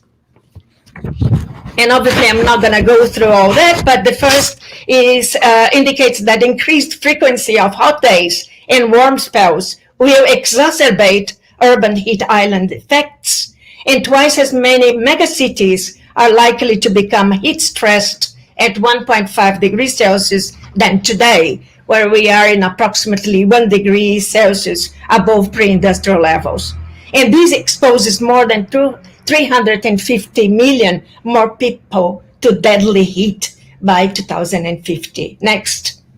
And almost finishing. Yeah, now regarding another risk that results from increased flooding and damage of infrastructure from extreme events linked to sea level rise. So presently, approximately 360 million people live in urban coastal areas, and at least 136 megacities are at risk from flooding due to sea level rise unless there is adaptation. And also regarding drought, approximately 350 million urban people are exposed to this event at 1.5 degrees Celsius warming. So this number increases to above 410 million if we have a limit at 2 degrees Celsius. And finally, the last slide, and very, very quickly, because I already mentioned some of these aspects previously, but we see that coastal urban areas are already projected to see, among others, salinization of groundwater and other projected risks of impacts that will be intensified as global warming increases. So, Nico, I have just given a flavor of in particular, we see that the 1.5 global warming report, it is very clear that moving from limiting warming to 1.5 to 2 degrees Celsius and above, obviously, increases the potential risks of impacts, and in particular in cities, in many aspects that I already mentioned, some of them, and in particular for those that live in coastal areas because of the sea level rise. Obviously, these risks risks of impacts, they are distributed unevenly in the planet, and sadly, the regions that are most affected are those that are most vulnerable, and the poor populations as well. So I will finish here, and obviously we'll be looking forward for the questions. Thank you very much. Thank you very much, Thelma. It's fantastic to see the evolution in the IPCC process, the importance of cities, that it was more on a global scale. IPCC was looking at the global scale and looking more at the impacts, particularly cities and urban areas as creator and creature, because they are the ones where a lot of emissions in terms of greenhouse gases, but also are the areas where they suffer a lot of impact because it's where people live, right? So it is interesting that for the next IPCC cycle, the special report on cities will be key for this process in bringing the discussion to the forefront more than time. So thank you very much for your points there. And I encourage all participants to put your questions, and we'll try to answer as many as we can. Put your questions on the Facebook, on the YouTube chat, and we'll bring the questions after all the three presenters give their talk. So I guess we solved the technical problem with Professor Wolfram, so we bring him back. So just to remind, Professor Wolfram is director of the Leibniz Institute of Ecological, Urban and Regional Development, and a spokesman of the Dresden Leibniz Graduate School at Dresden University in Germany. So Professor Wolfram, please, the floor is yours. Yeah, thank you again, and I hope this time it works. Please let me know, just to be. It does, yes, it is fine. It works now. Okay, excellent. Yeah, I think the previous presentations, both of Stefan Rahmstorf, but also Thelma Krug, have made very clear the urgency and also the complexity of the challenge. We are facing the necessity to factor 10 emission reduction in the next 10 years, basically. And we are looking at the vast majority of global population being exposed to really serious climate hazards.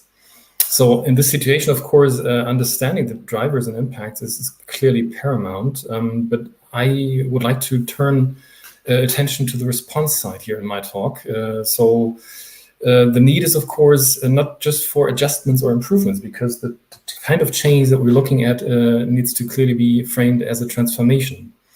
That means that change must be really holistic and must be encompassing, social, but also cultural, economic, ecological, and technological dimensions. And that means that I think we have to ask for what does this entail in terms of the strategies that we devise? Can we expect to respond in similar ways that we have done this in the past, or do we need new approaches? How would radical urban change look like, and a strategy that can drive radical urban change?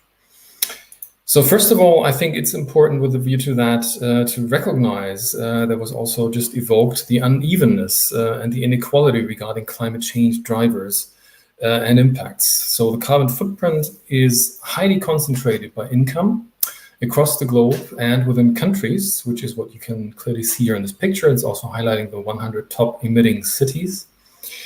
But it's actually the full global scale footprint as well. So it's not only the cities here. 10% of earners are responsible for 30 to 45% of global emissions, or the highest emitting 20% of urban areas account for 20% of global emissions. So these figures make clear that climate strategies must recognize that and set differentiated targets. At the same time, and if we look closer at that, it is clear that it is in particular economic growth, which shows a very high correlation, as you can see here in the picture, with carbon footprint. So high growth, high carbon footprint, as well as if you compare scope 3, so total emissions of urban areas, to scope 1, which is direct emissions, locally created, as well. So that means that place apparently matters a lot. And these are clearly priorities or focus areas for future strategies. Whereas other parameters that you might think that they are plausible, like for instance, urban density or temperature or precipitation, they hardly show significant correlations with the carbon footprint here. That's important because it means that there's clearly a need to focus on high growth, high income areas. And that includes, of course, the sub-city level where socioeconomic segregation is aggravating. And it also means that a strategic approach to climate issues must be both place-based, but also place-driven, which entails that you can actually address the locally embedded drivers, such as institutions, practices, cultures, and the technologies that are related to that. Apparently, the flip side of the mitigation picture is the risks, the vulnerabilities, and apparently this is exactly also the inverse picture in terms of what the affected areas are. So those responsible are not those mostly affected, apparently. On the opposite, it's the poorest urban areas taking the highest toll in terms of extreme events and adverse conditions. And that means climate strategies need to zoom in and zoom out and see how vulnerabilities and exposures at multiple scales overlap, and then set also differentiated but clear targets and priorities for that. They also have to embrace, therefore, an approach of responsibility and solidarity between territories that includes compensation and redistribution. So the challenge in terms of transformation becomes clear at that point here, I think, because we are obviously heading for trouble. This means that we are facing the interests of parties that can be considered winners or losers of climate change, but without a level playing field, obviously, but because the starting points are highly unequal and the actual objectives are highly conflictive. So since on the one hand side, we are, of course, to deconstruct and phase out high carbon and high risk places in terms of their institutions, practices, technologies, and so forth.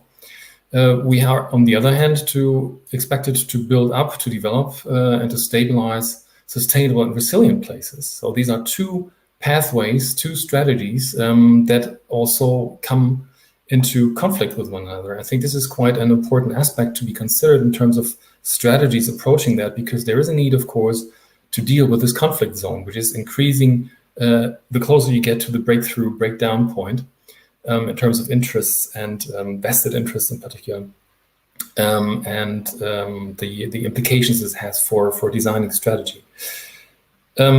It is also clear that there is obviously no eco-modernist technological fix here, and it's probably also no use to divide mitigation from adaptation, but there's really a need for deep and path-deviant transformation, which we are looking at. And that implies that a strategy would have to pay a very strong attention to ways of developing these two processes here, moving out of certain systems and moving into new ones in a very careful and attentive way.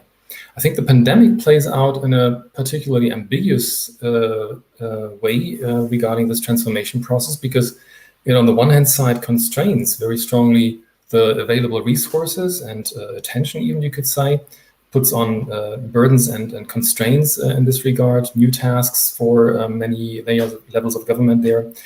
But on the other hand, it might have actually a creative, destructive impact in terms of looking at systems, because it has started to question many of the systems that we have taken for granted. And in that sense, it may also provide a major chance for questioning and destabilizing established systems. So how would a transformative strategy look like? I'm drawing here on the notion of transformative capacity and would like to focus just 7 key requirements that play a vital role in designing such strategies. First and foremost is empowerment and inclusion. That may come to no surprise, but it has a meaning way beyond representation and legitimacy. So it's not just the justice question which it addresses. There is, of course, also a very important innovation dimension of these two strategy points. Because the existing urban innovation systems that we have are basically obsolete. They're focusing on growth, they're focusing on technology, but they require new orientations in terms of social and ecological change. They have to focus on regeneration, so creating a positive footprint, questions of quality of life, prosperity, and sufficiency. So these are innovations that are required, but they are not enabled by the current innovation systems.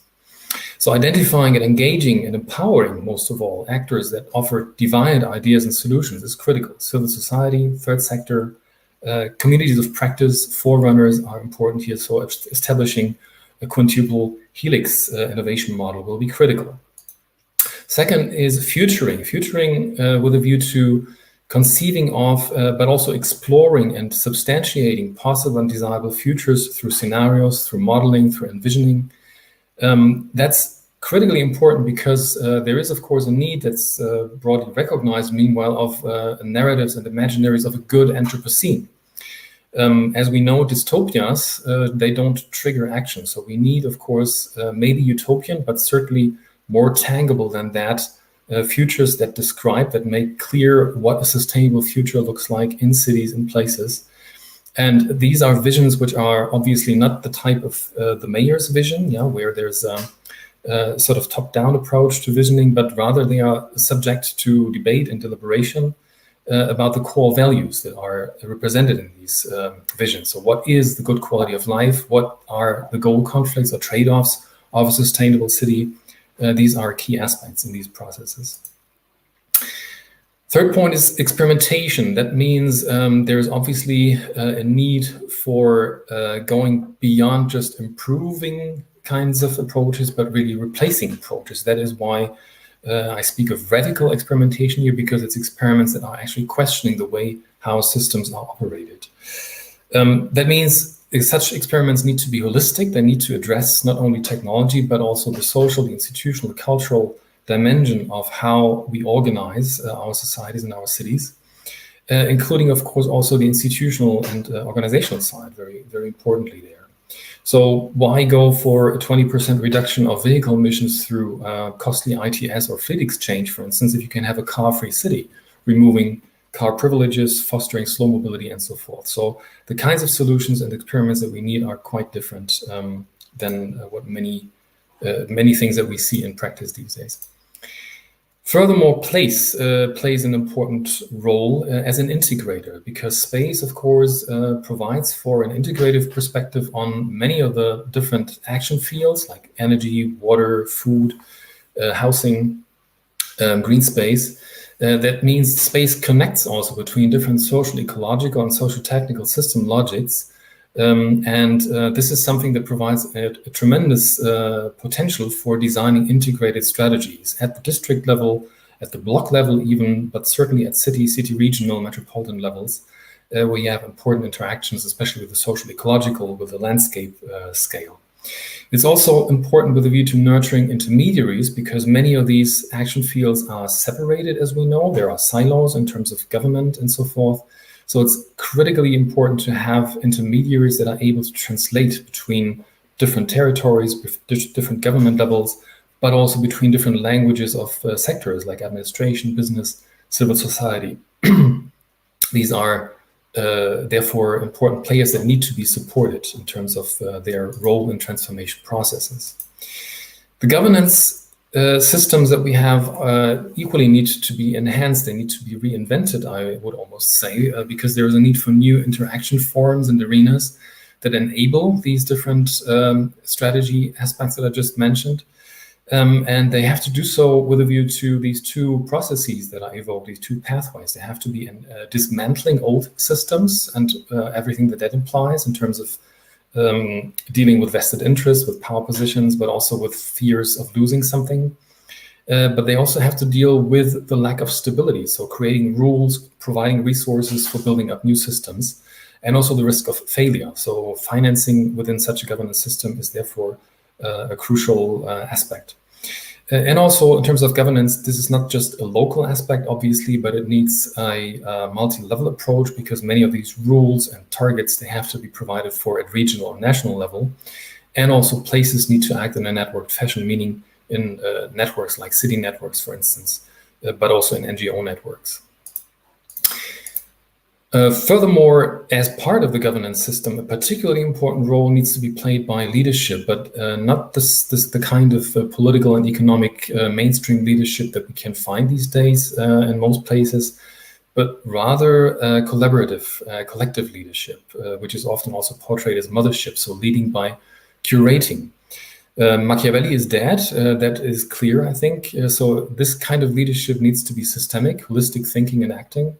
It has to be also enabling, of course, in terms of collective action, and it needs to translate between different visions and between the global and the local in terms of these the different discourses that imply. So leadership of a very different kind that is required to take a transformative course. And last but not least, of course, the learning dimension here.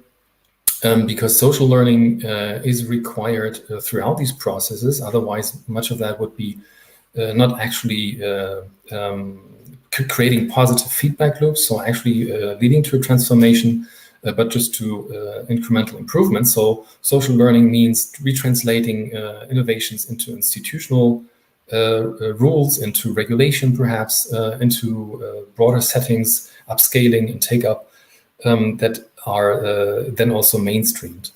That needs new formats as well. It needs also new techniques and tools for assessment, for evaluation, co-evaluation notably. And it needs science as a key player and actor in that, in terms of the approaches that can be used for such assessments.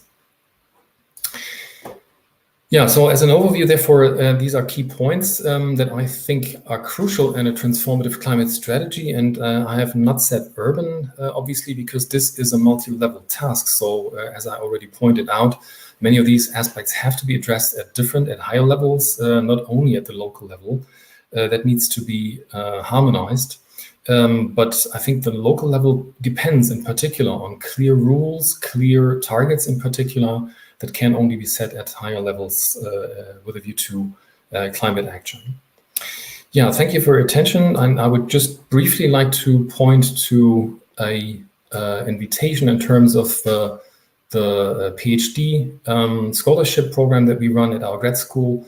So for those working towards a PhD, they might be interested in futuring in particular, which is one of the key aspects that I just mentioned as part of such strategies. And that will be the focus of the program for the next year. Thanks a lot. Great, thank you very much, Marc.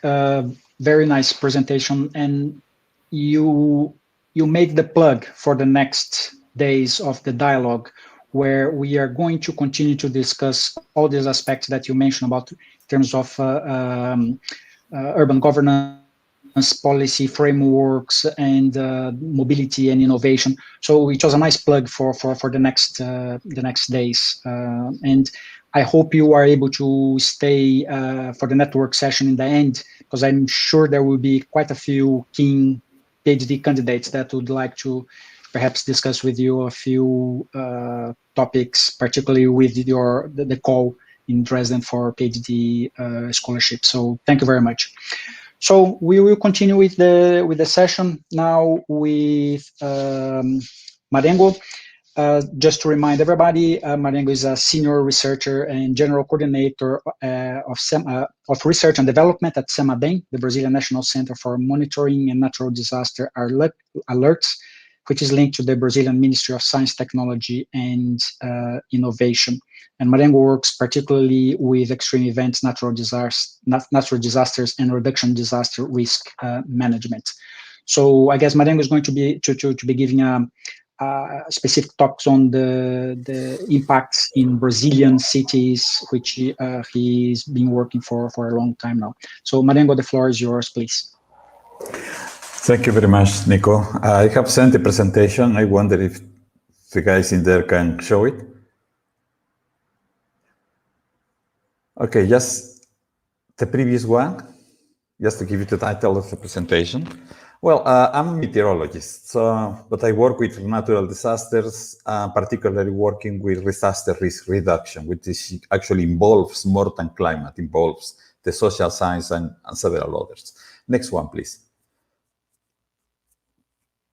So, yeah, since we're talking about cities, I mean, I think these headlines from several newspapers, they show the problems cities they have already in terms of adaptation to a slowly climate moving, that some of those cities around the world are adapted or ready to be adapted, and what would happen if the world temperature increases 3 degrees or even more, like you see, for instance, the Asian side cities, and then in the lower right side is the city of Rio de Janeiro. When you see this blue color, means that region that eventually will be flooded if we have a sea level rise situation.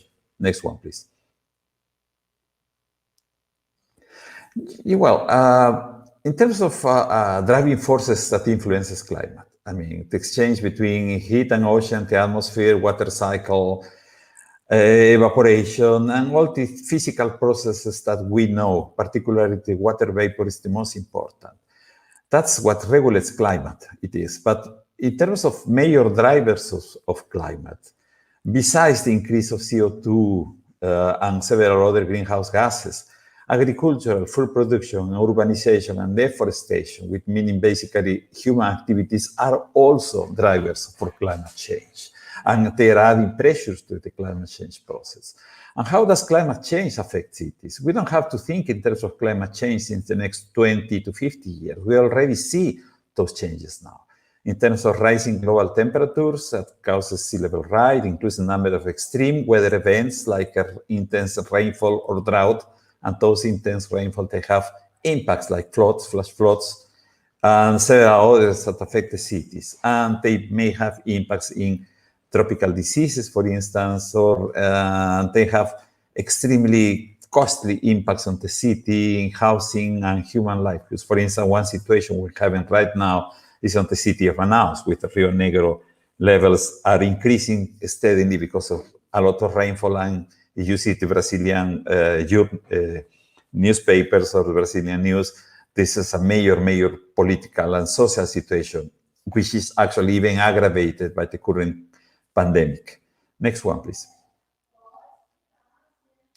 Yeah, in terms of driving forces, I mean, climate is part of it. Like we have, for instance, the driving forces, which has to do with demography, technological institutions, the pressures, which is competing for demands for land, the state of the environment, which includes land degradation, climate change, and climate variability, the human impacts, particularly in regions which are quite vulnerable, and the responses, adaptation, mitigation, public policies.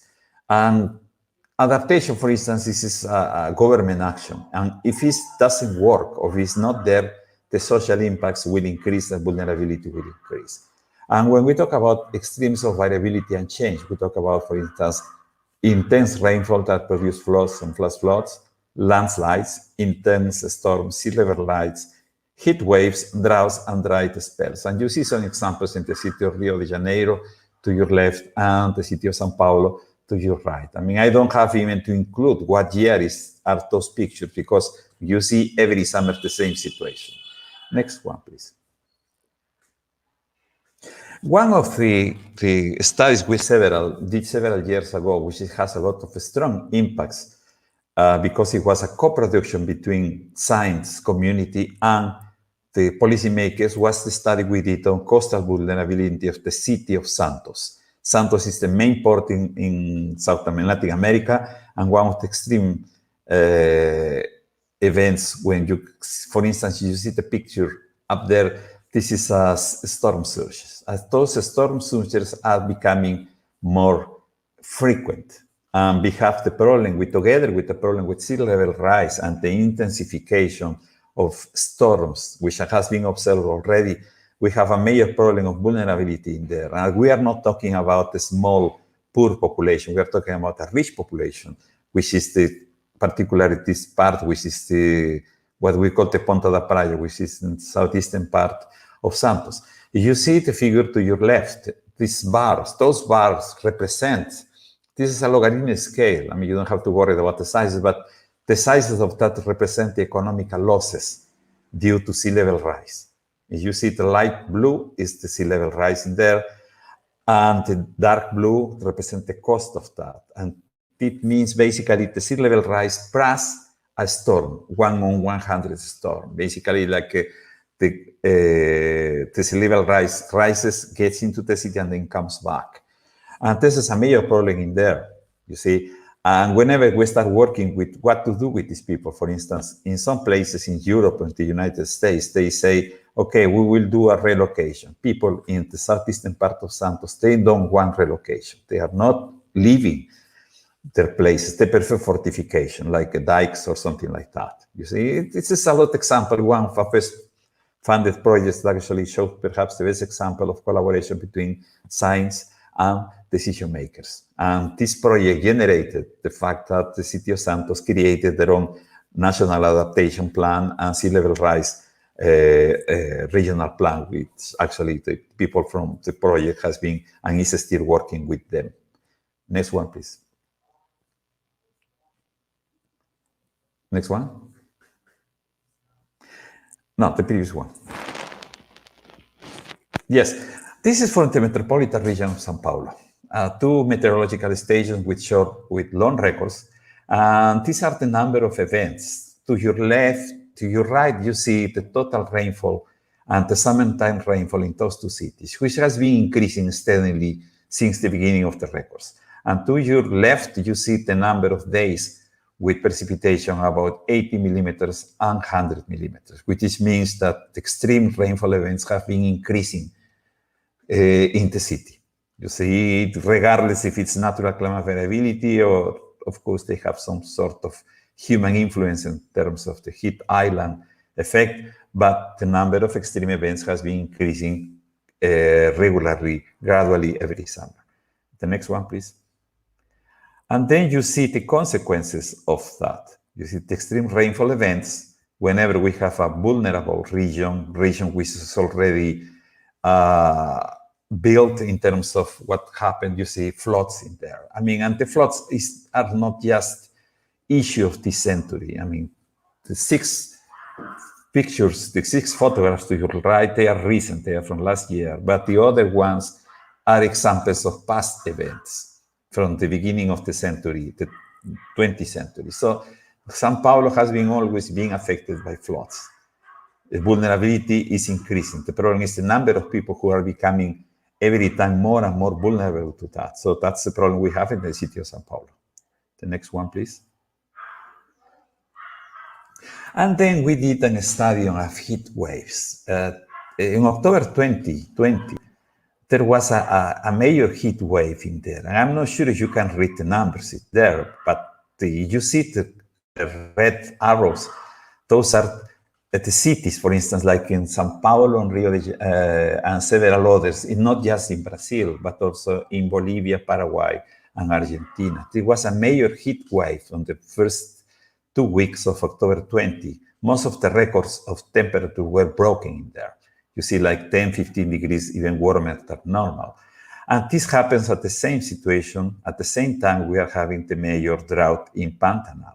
So this is what we call a compound event, compound drought and warm event, because the fire situation was even worse because of this particular heat wave. And this kind of events affected the small town as a major megacity. So this is a major problem. We are doing some studies on heat waves. The heat waves have been increasing gradually in major cities, not just in megacities. The next one, please. Well, in terms of hazards, vulnerability, and adaptive capacity, I mean, we are no longer talking about climate change just an issue of heat waves or more rainfall or less rainfall. We start talking about risks. And for risk, we have to include vulnerability, which it means infrastructure, communities, and building, and adaptive capacities, population ready to adapt to those. And the intersection of those three is the risk. So in terms of adaptive capacity, not just in São Paulo, it could be in any place in the world. It has mentioned before that it has to do with income levels and distribution of income, distribution of resources, availability, and access to information on climate change impacts, awareness and perception of climate change risks, technological capacity and technological adaptation options, environmental factors, including availability of quality of land, infrastructure, institutional organization, transparency of decision-making processes, abilities of the society to develop adaptation responses, and human capital. So in terms of climate is extremely important, but climate has to interact with several other activities. Otherwise, a climate study will not be enough. We have to do studies on vulnerability. We have to do studies on risk. That's the reason why we at CEMADEN work in risk reduction. It's not the weather forecast, what we do in here. It's the forecast of risk of some particular natural disasters, particularly hydrometeorological natural disasters. Next one.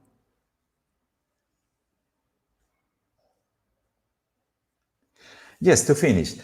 This is a publication for 2015, Global Change and Cities. And it hasn't changed that much in terms of the pathways of urban adaptation. I mean, cities can be the main implementers of climate resiliency, adaptation, mitigation. Cities may not be able to address the challenge and fulfill without transformation, what I mentioned by the previous speaker. Cities need to start immediately to develop and implement climate actions. Pathway 1, reduce greenhouse gases, where resilience must be increased, and win-win situation. Pathway 2, disaster risk reduction and climate change adaptation.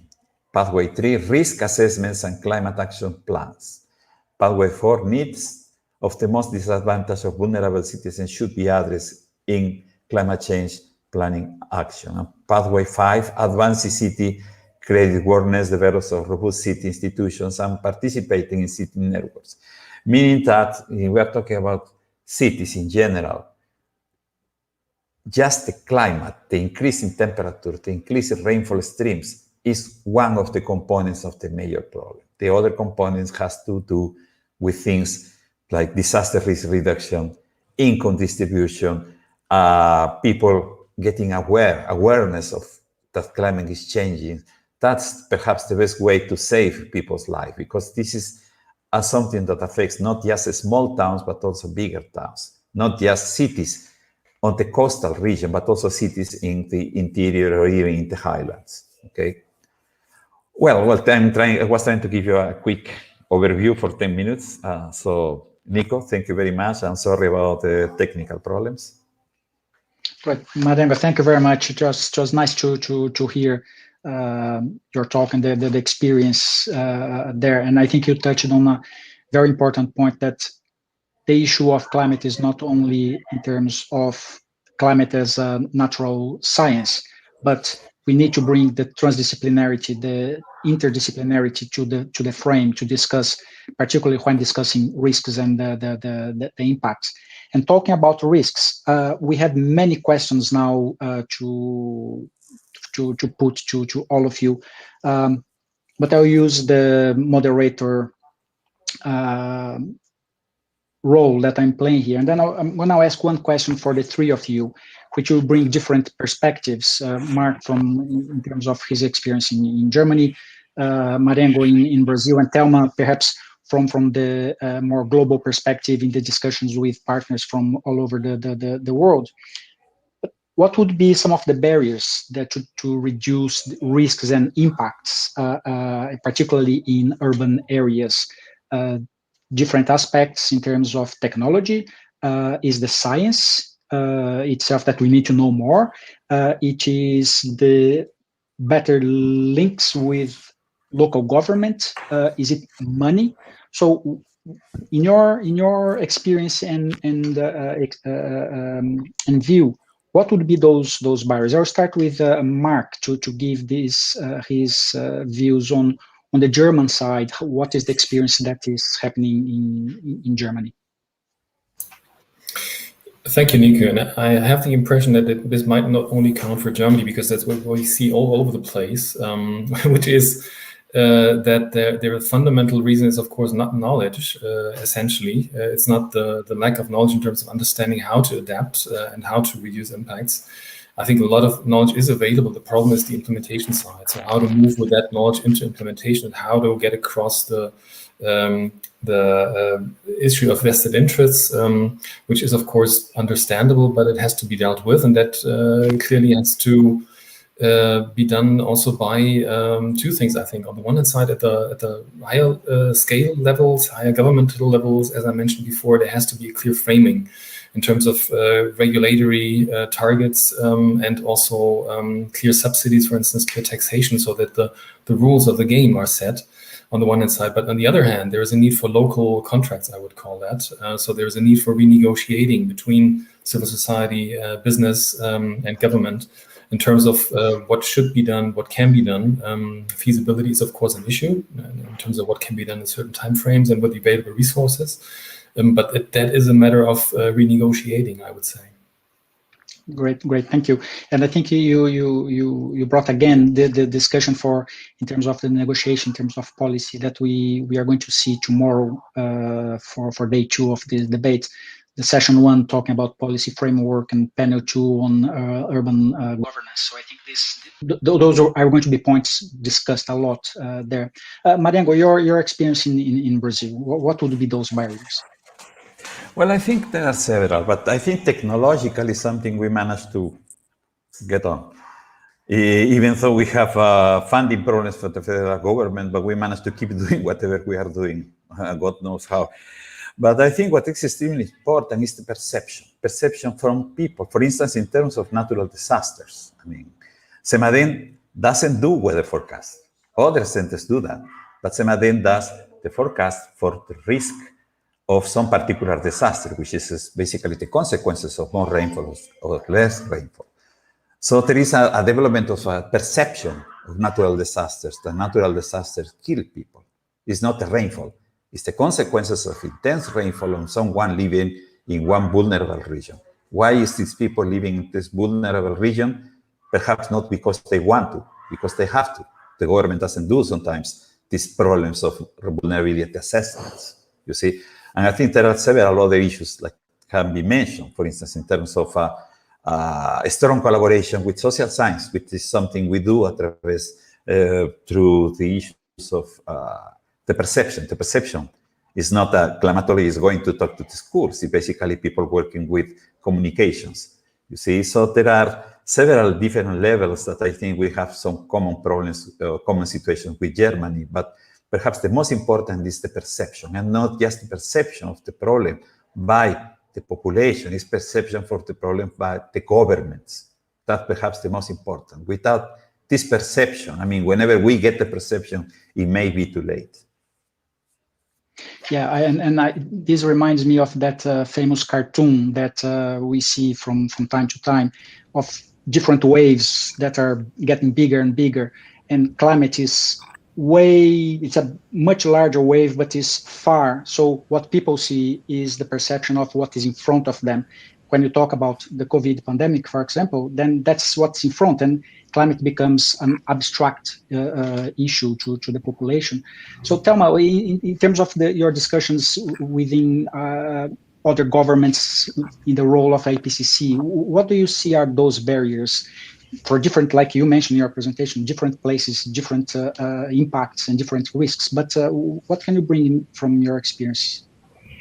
Yeah, thanks, Nico. IPCC identifies basically 6 barriers, and this depends very much on where you are. This is different. What are the barriers that IPCC puts forward? Financial is one of them. So how can you implement some adaptive measures, for instance, in particular for the coastal regions that need to be ready for the sea level rise or to other events like the higher waves and so on. So this is one of them. Technological, which I think Marengo said, we don't have too much barrier from the technological point of view, but I will explore that a little bit more from the global perspective. Social cultural barriers, and I'll give an example as well, possibly linked to the technological, some geophysical restrictions. Some of these measures that you want to implement would not be possible. Institutional, which I think is a big challenge. And finally, environmental. I'll give you an example. When I think about cities have a great contribution to mitigation of climate change.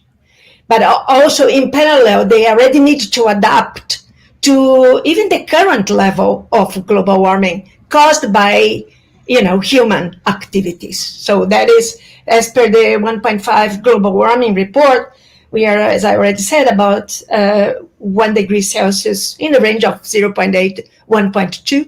But this is going to be updated in year 6. When we come with the results now in July, we have the first report coming from Working Group 1, and that might be already updated. So we are looking from both sides. Obviously, when we think about what is needed in terms of cities for mitigation, which I think if we work a lot with mitigation, we will reduce the risk of impacts. We will reduce the risk of impacts from extreme events, from the droughts, floods, and all those that we have put forward. Obviously, as you increase global warming, these are going to become more frequent, more intensive, and this is what we are already seeing in some of the cities. I think Marengo showed some slides that show some unique events that we are seeing all over the world. The issue that we see is basically one of attribution, because several people say, well, this always happened, so is this due to natural variability, or are we talking about really the impact already of global warming? And I think that IPCC really strives to assess in the literature, in the literature worldwide, if already there are signals that can be attributed to climate change specifically. But one of the major issues that we see in terms of mitigation would be in terms of decarbonization, both in the transports, changing the fuels, decarbonization from the energy efficiency in buildings, for instance. And I'm going to give a very interesting example, Nico, of where we see a social cultural barrier, and that is in Japan, for instance. Japan relies a lot on nuclear energy, but because of Fukushima, even though they are now changing the technology behind the production of nuclear energy, you don't really convince the people, the society in general, that could be something safe. And that is a perspective that's interesting, because at the same time, they need to rely on nuclear to really have an ambitious reduction in their energies associated to energy. And at the same time, they have this barrier. And that's interesting to see how, without the nuclear, I think they are going to be very limited in their ability to do energy mitigation. And institutional, I also associate this to governance, because we see most of, when you're thinking about all these urban planning, normally you're not necessarily involving or engaging the community that could be mostly affected by these urban designs. And when I talked about that international conference, one of the issues that they addressed was exactly this. So when you're thinking about the whole of the city, you have to go to that very poor, the isolated communities to really think on how you could enhance or reduce the inequalities, social inequalities, that would also bring an enormous contribution to mitigation and also to adaptation. So when I think about institutional, I think that this is a big barrier. And also having a broad consultation, governance, inclusive governance, to really do this urban planning and urban design in a way that is consulted. When we think about Brazil, for instance, we think about the indigenous peoples, we think about the small communities. So we cannot really think or isolate the whole of the cities from also the contribution from these communities and indigenous peoples and their knowledge, which is something that IPCC exploring. Yeah, sorry. Yeah, no, it's absolutely. I think we need to bring the local knowledge to the discussion. Otherwise, we just end up with numbers and figures that don't mean anything, right? So I think this is a very, very important point. So we have many questions to, and I'm sure, unfortunately, we are not going to be able to answer all of them. So I will start with one of the questions. Perhaps, Marengo, can you say a few words about the relationship between compact cities and the urban sprawl in connection to city warming, you mentioned specifically, and heat islands, the urban health index, for example. So this is a question from Eduardo Kruger from Curitiba.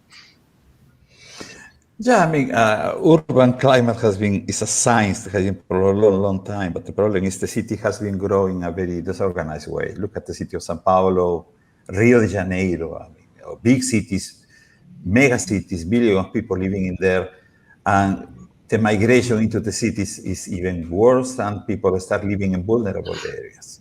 So there is a need for some sort of, I think they already have director, which means some sort of management from the cities to avoid these kind of situations, but sometimes it's not implemented.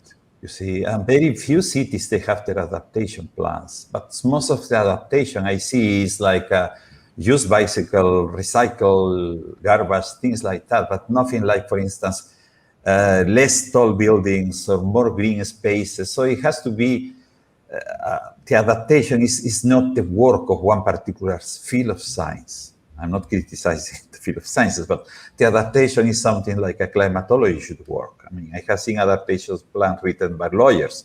Nothing against lawyers, but if somebody asks me about the law, I will say, no, I don't know, talk to a lawyer. If somebody asks for climate, well, I can ask. So, but there is a need actually of things like that. For instance, some of the houses of this, what used to be called Mia Casa, Mia Vida, the same style of houses building in São Paulo were built in Manaus, which is a totally different climate. So people couldn't even resist living in those small houses in Manaus, because this is not the kind of architecture for a warm tropical city. So there is a need of a major thinking, a major thoughts in terms of what to do.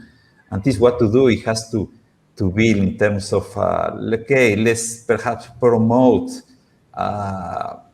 more ecological buildings. I mean, somebody mentioned those towers of wood, actually. I wonder what happens if a tropical cycle comes. I mean, the wood will be probably like this. I wouldn't like to live in there. But there is a need of interaction. And I think in terms of global change, means everyone, including the governments. So I think there is a need for that. I mean, it's impossible to stop the growing of a city, but at least if they do it in a very sustainable way, we may be able to mitigate damage for upcoming disasters. I mean, as Thelma mentioned, we are in the middle of a COVID pandemic, but eventually that will end with a vaccination and things like that. But there is no vaccination against climate change. Absolutely. I think that's a very, very interesting point that you raised. Next question to Marc from Nicholas Vines. An apology if I'm saying wrong the surname there. What is the role of power relations in implementing transformative solutions in peri-urban space, both the global north and south? Yeah, thank you for the question. I think that was evoked in different ways already in a number of comments here. And obviously, power relations are absolutely crucial, and the role of science in modifying these power relations is what we need to look after, I believe. I just recall José's point about perception before, and at the global scale, we have seen many things change through the work of the IPCC. I think similar things are required also at local and regional scale levels, where you can, through transparency, by attributing responsibility, by creating maps where emissions are created and where vulnerability is located, you can create political awareness, but also you can create political responsibility with a view to these impacts. And that makes a considerable difference in terms of the local to regional, etc., political discourses and struggles that you have there. So there is a degree of creating transparency through analytical, scientific work, certainly, but also communication work in climate change, in addressing climate change. And with a view to the role of the periphery, that is, of course, a critical point, because most of the cities, they lack a proper governance structure for the peri-urban, for the larger urban regional scale. So the tendency is very often that there is a sort of power play between center versus periphery. And that needs to be avoided, certainly, in terms of how we respond to the climate crisis. Last not least, because I think there was one question also about adaptation, mitigation, and the pandemic. Yeah, what is sort of an optimum strategy, evoking the compact city as maybe an ideal model where you can cover all these different objectives. That picture is not so clear. It's much more complicated. So a compact city can be not the best strategy for climate change adaptation, obviously. Yeah? That depends. It depends on the local situation. It depends on the concrete nature-based solutions that you can or cannot deploy, because compact city means you're losing, of course, green and blue infrastructure and so forth. So, and that again puts the whole city region into the picture. So then you have to have clarity about what kinds of ecosystem services are required actually as a contribution to a wider regional scale landscape climate change adaptation strategy. Think about flooding, for instance, because the flood is not created inside the city, but upstream through forestry practices, agricultural practices, etc. So these kinds of trade-offs, of course, they have to be put into a picture, and that needs an urban regional scale of governance approach, which has to confront these different power positions, obviously. Great, thanks, Marc. It is just an important point in terms of that brings the issue of planning to the forefront of the discussion. I have a question here which was originally to Marc, but I'll ask Thelma, and then I would like to hear from both Marc and Marengo.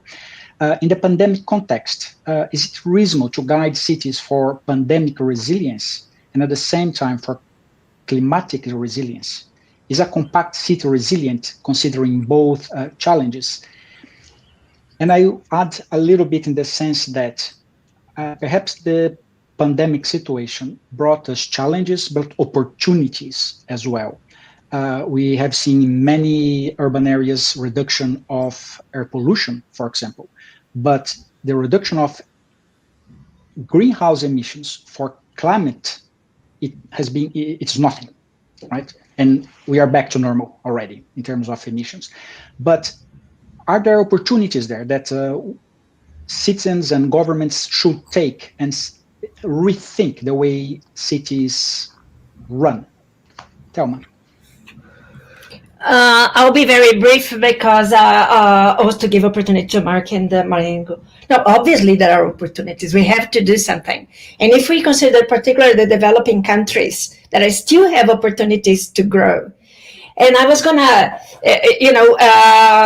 when I was giving my presentation, I mentioned that the 1.5 global warming report indicates that we have to do these transitions, transformations, deep transformations in all sectors of society, right? So it includes everything, including consumption and the way we eat, the diets, and so on.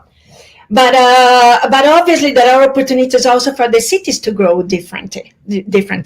For instance, if we think about the urban transport, changing the models and going to that questions on compact cities, if we think about how much the report indicated that urban transport would need to be emissions from urban transport would need to be reduced, basically about 15% reduction of energy use by 2050 relative to 2015. So we are talking about changes in urban design that encourages the walkable cities, that encourages non-motorized transports, the bike sharing schemes. So you are talking about a completely different configuration of how the cities operate. And also in the buildings, we have an extraordinary potential for buildings that have a green, let's say, and we have the technology for that. A green structure for the buildings, more efficiency in the appliances that we already seen already. So we have a whole range of opportunities to think differently, not only for the sake of the pandemic, but also for the sake of the contribution of each one country, each one government to the deep emission reductions that we need to have to achieve the lowest level of global warming by the end of this century, Nico. So I do think that governments should put this in their agenda. And cross-cutting, I mean, this is a problem. We normally treat public policies independently for each thing. And how do we think the synergy between these things and things globally inside each city? So we have an enormous potential there. And I think that we can overcome most of the barriers that we already addressed in this panel. Yeah. Yeah, no, absolutely. Marc or Marengo, your views on that? Marc, go ahead. Yeah. Yeah, thanks. There was a comment that I picked also before. I just wanted to note on the role of the pandemic here, because that is in multiple ways ambiguous.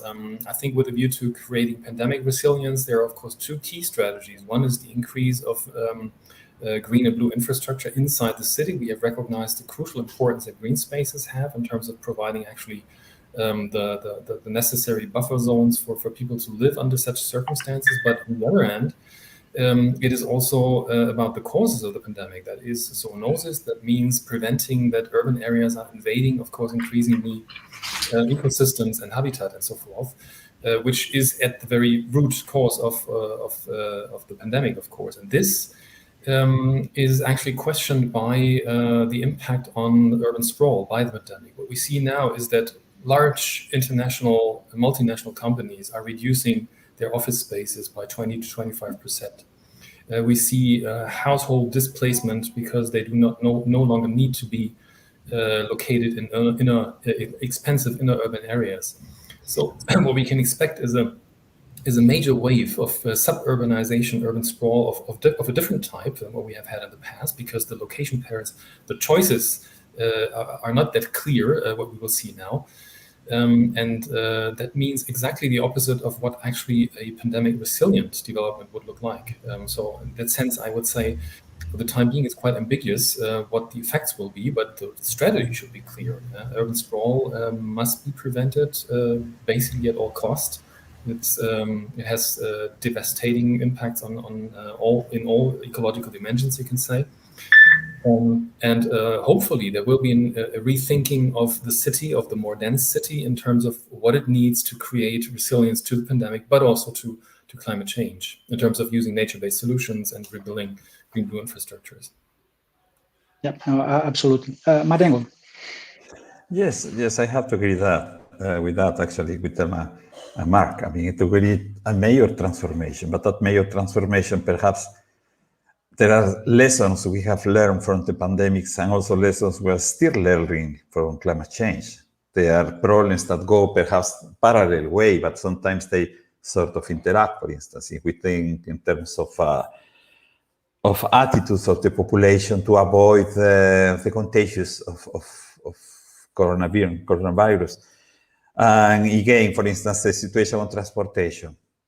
You see, massive transportation is perhaps a solution to avoid people taking their cars outside the garage. But the problem in Brazil is the transportation actually is poor.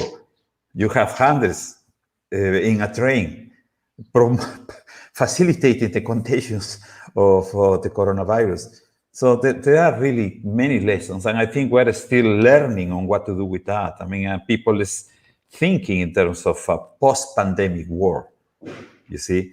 But in terms of post-pandemic work, I put that post-pandemic work on a climate change scenario. Because if we have an impact, for instance, from a drought now, as you add the population living in there and they don't have nowhere else to go because of the pandemics, I mean, it will be a really major problem. So I think we are still learning in terms of what we call pandemic resilience. We perhaps know a bit more in terms of what to do on climate resilience. The problem is how to do it and how to do it together, because perhaps this is not the last pandemic. We may have another one for another type of disease in the near future. We have to be ready. Great. Yeah, no, absolutely. I certainly agree with that. We know a lot in terms of the resilience for climate, but we are still learning for what the pandemic means for a resilient city. It's very unfortunate that we are out of time to continue this discussion in the current mode. We are going to have the network session afterwards through another platform. Check the YouTube site for links and all for those who registered. And I guess that Thelma, Marengo, and Marc will be there, so you can continue to interact with them. So just to finalize, 1 minute from each of you just to wrap up this discussion. So I'll start. Thelma, please, just to wrap up, you have 1 minute. Yeah, thank you, Nico. And well, I think that science is there to help governments to take actions. So, science matures, literature abounds, more evidence comes to place. But what we have now already is sufficient to guide governments to take action and indicate where this could be done in an even cost-effective way to really minimize the potential risks of impacts on cities and all the other sectors like agriculture that is related and so on. So we just have to hope that science feeds into the heads of all governments, so that, let's say, the relevant actions are taken to avoid global warming to really impact more the cities and the people than it is already doing. Thank you very much. Great. And thanks, Thelma, for agreeing to take part in the panel. It was really nice, your contribution. Thank you. Marengo, your final words. Yeah, yes, following on Thelma's lines, I mean, in terms of science, science is there. Science is providing information to the government, to the people. The thing that we would like to see is that the government and the people take science more seriously. Otherwise, we may have the problems that they already have experiences. The pandemics is one example, but it's something that will not last forever, hopefully. But the climate change is a major problem in there. And cities are not adapted. People are still living in vulnerable areas and extremes are increasing. So in terms of disaster risk reduction, this is something I would like to say. We have to reduce that. Unfortunately, people still die because they live in areas that they are not supposed to. But I think it's the role of the government, the scientists, to work together to avoid this kind of situation. Because if climate change is for here to stay, we have to adapt. We have to be resilient, and we have to transform our societies, our cities, and our thinking in terms of what climate change or global change mean. Thank you. Great, thank you, Marengo, and thank you for taking part and bringing your experience, particularly from CEMADEN and all the good work that you guys are doing there. So, Marc, last but not least, your final words, please. Thank you, Nico. Yeah, I couldn't agree more with both Marengo and Thelma.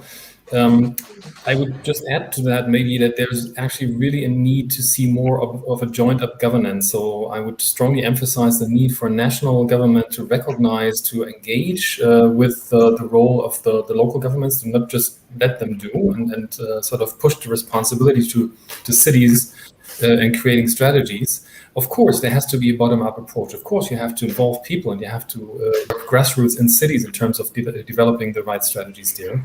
But there is equally a necessity to have differentiated strategies, as I also pointed out, and recognizing differences between places and organizing the learning process around that. And that's why science also is needed at all these different scales. There has to be a national scale look at these developments, but also locally in terms of knowledge co-production. I think that is quite important to recognize. Right, and I completely agree in this context of working together and across not only scales, but also across disciplines. We are not going to get if we work on our own expertise, right? So once again, thank you very much, Thelma, Marc, and Marengo for joining us and being made available for this very, very interesting panel. I'm sure that the participants were able to enjoy and learn a lot. So for those who are going to stay, there will be the network sessions. And I guess I'll pass the floor now. I don't know if Marcio has anything to say in terms of the coordination of the event.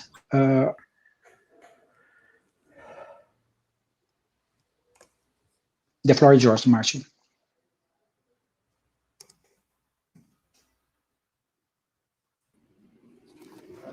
So thank you so much to all our speakers. It was an honor to have you all here today, audience, moderators, and experts.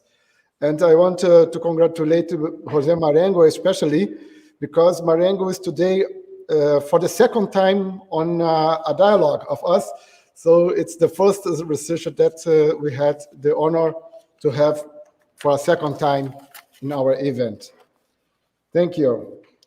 So here we conclude the first day of our conference. But remember that this event will go on until Thursday, and we'll bring to you every day some of the most renowned people of the field.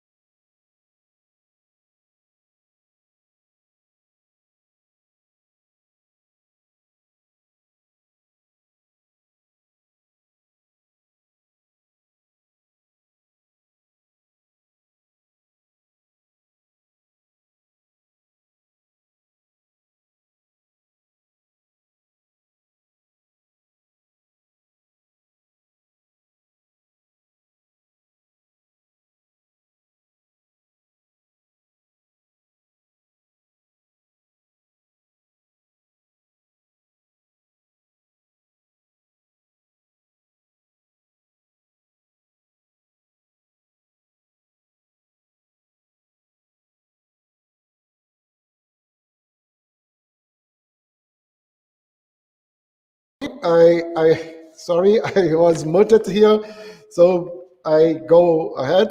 So hereby we conclude the first day of our conference.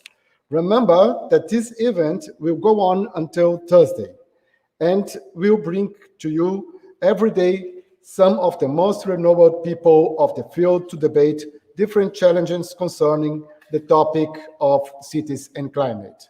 And now we have something a little bit different for you. Everyone who registered for our networking session can join us on the platform WonderMe in 10 minutes. The link was sent per email, so please check your emails. Look also if it could have fallen into your spam, and use the link you received from us to go to our networking session to join us at 12:10 o'clock Brasilia time. That is Universal Time Coordination minus 3 hours, 4 p.m., 10 minutes, 10 o'clock, 10 p.m. in Germany. At the networking sessions, you will be able to talk with the speakers, representatives of German institutions and FAPESP, as well as with the other participants of the dialogue. If someone did not manage to participate today, don't worry. We will have networking sessions every day until Thursday. See you there. Otherwise, see you tomorrow for the next presentations of our 19th dialogue on science, research, innovation, citizen climate, the multi-level governance challenge.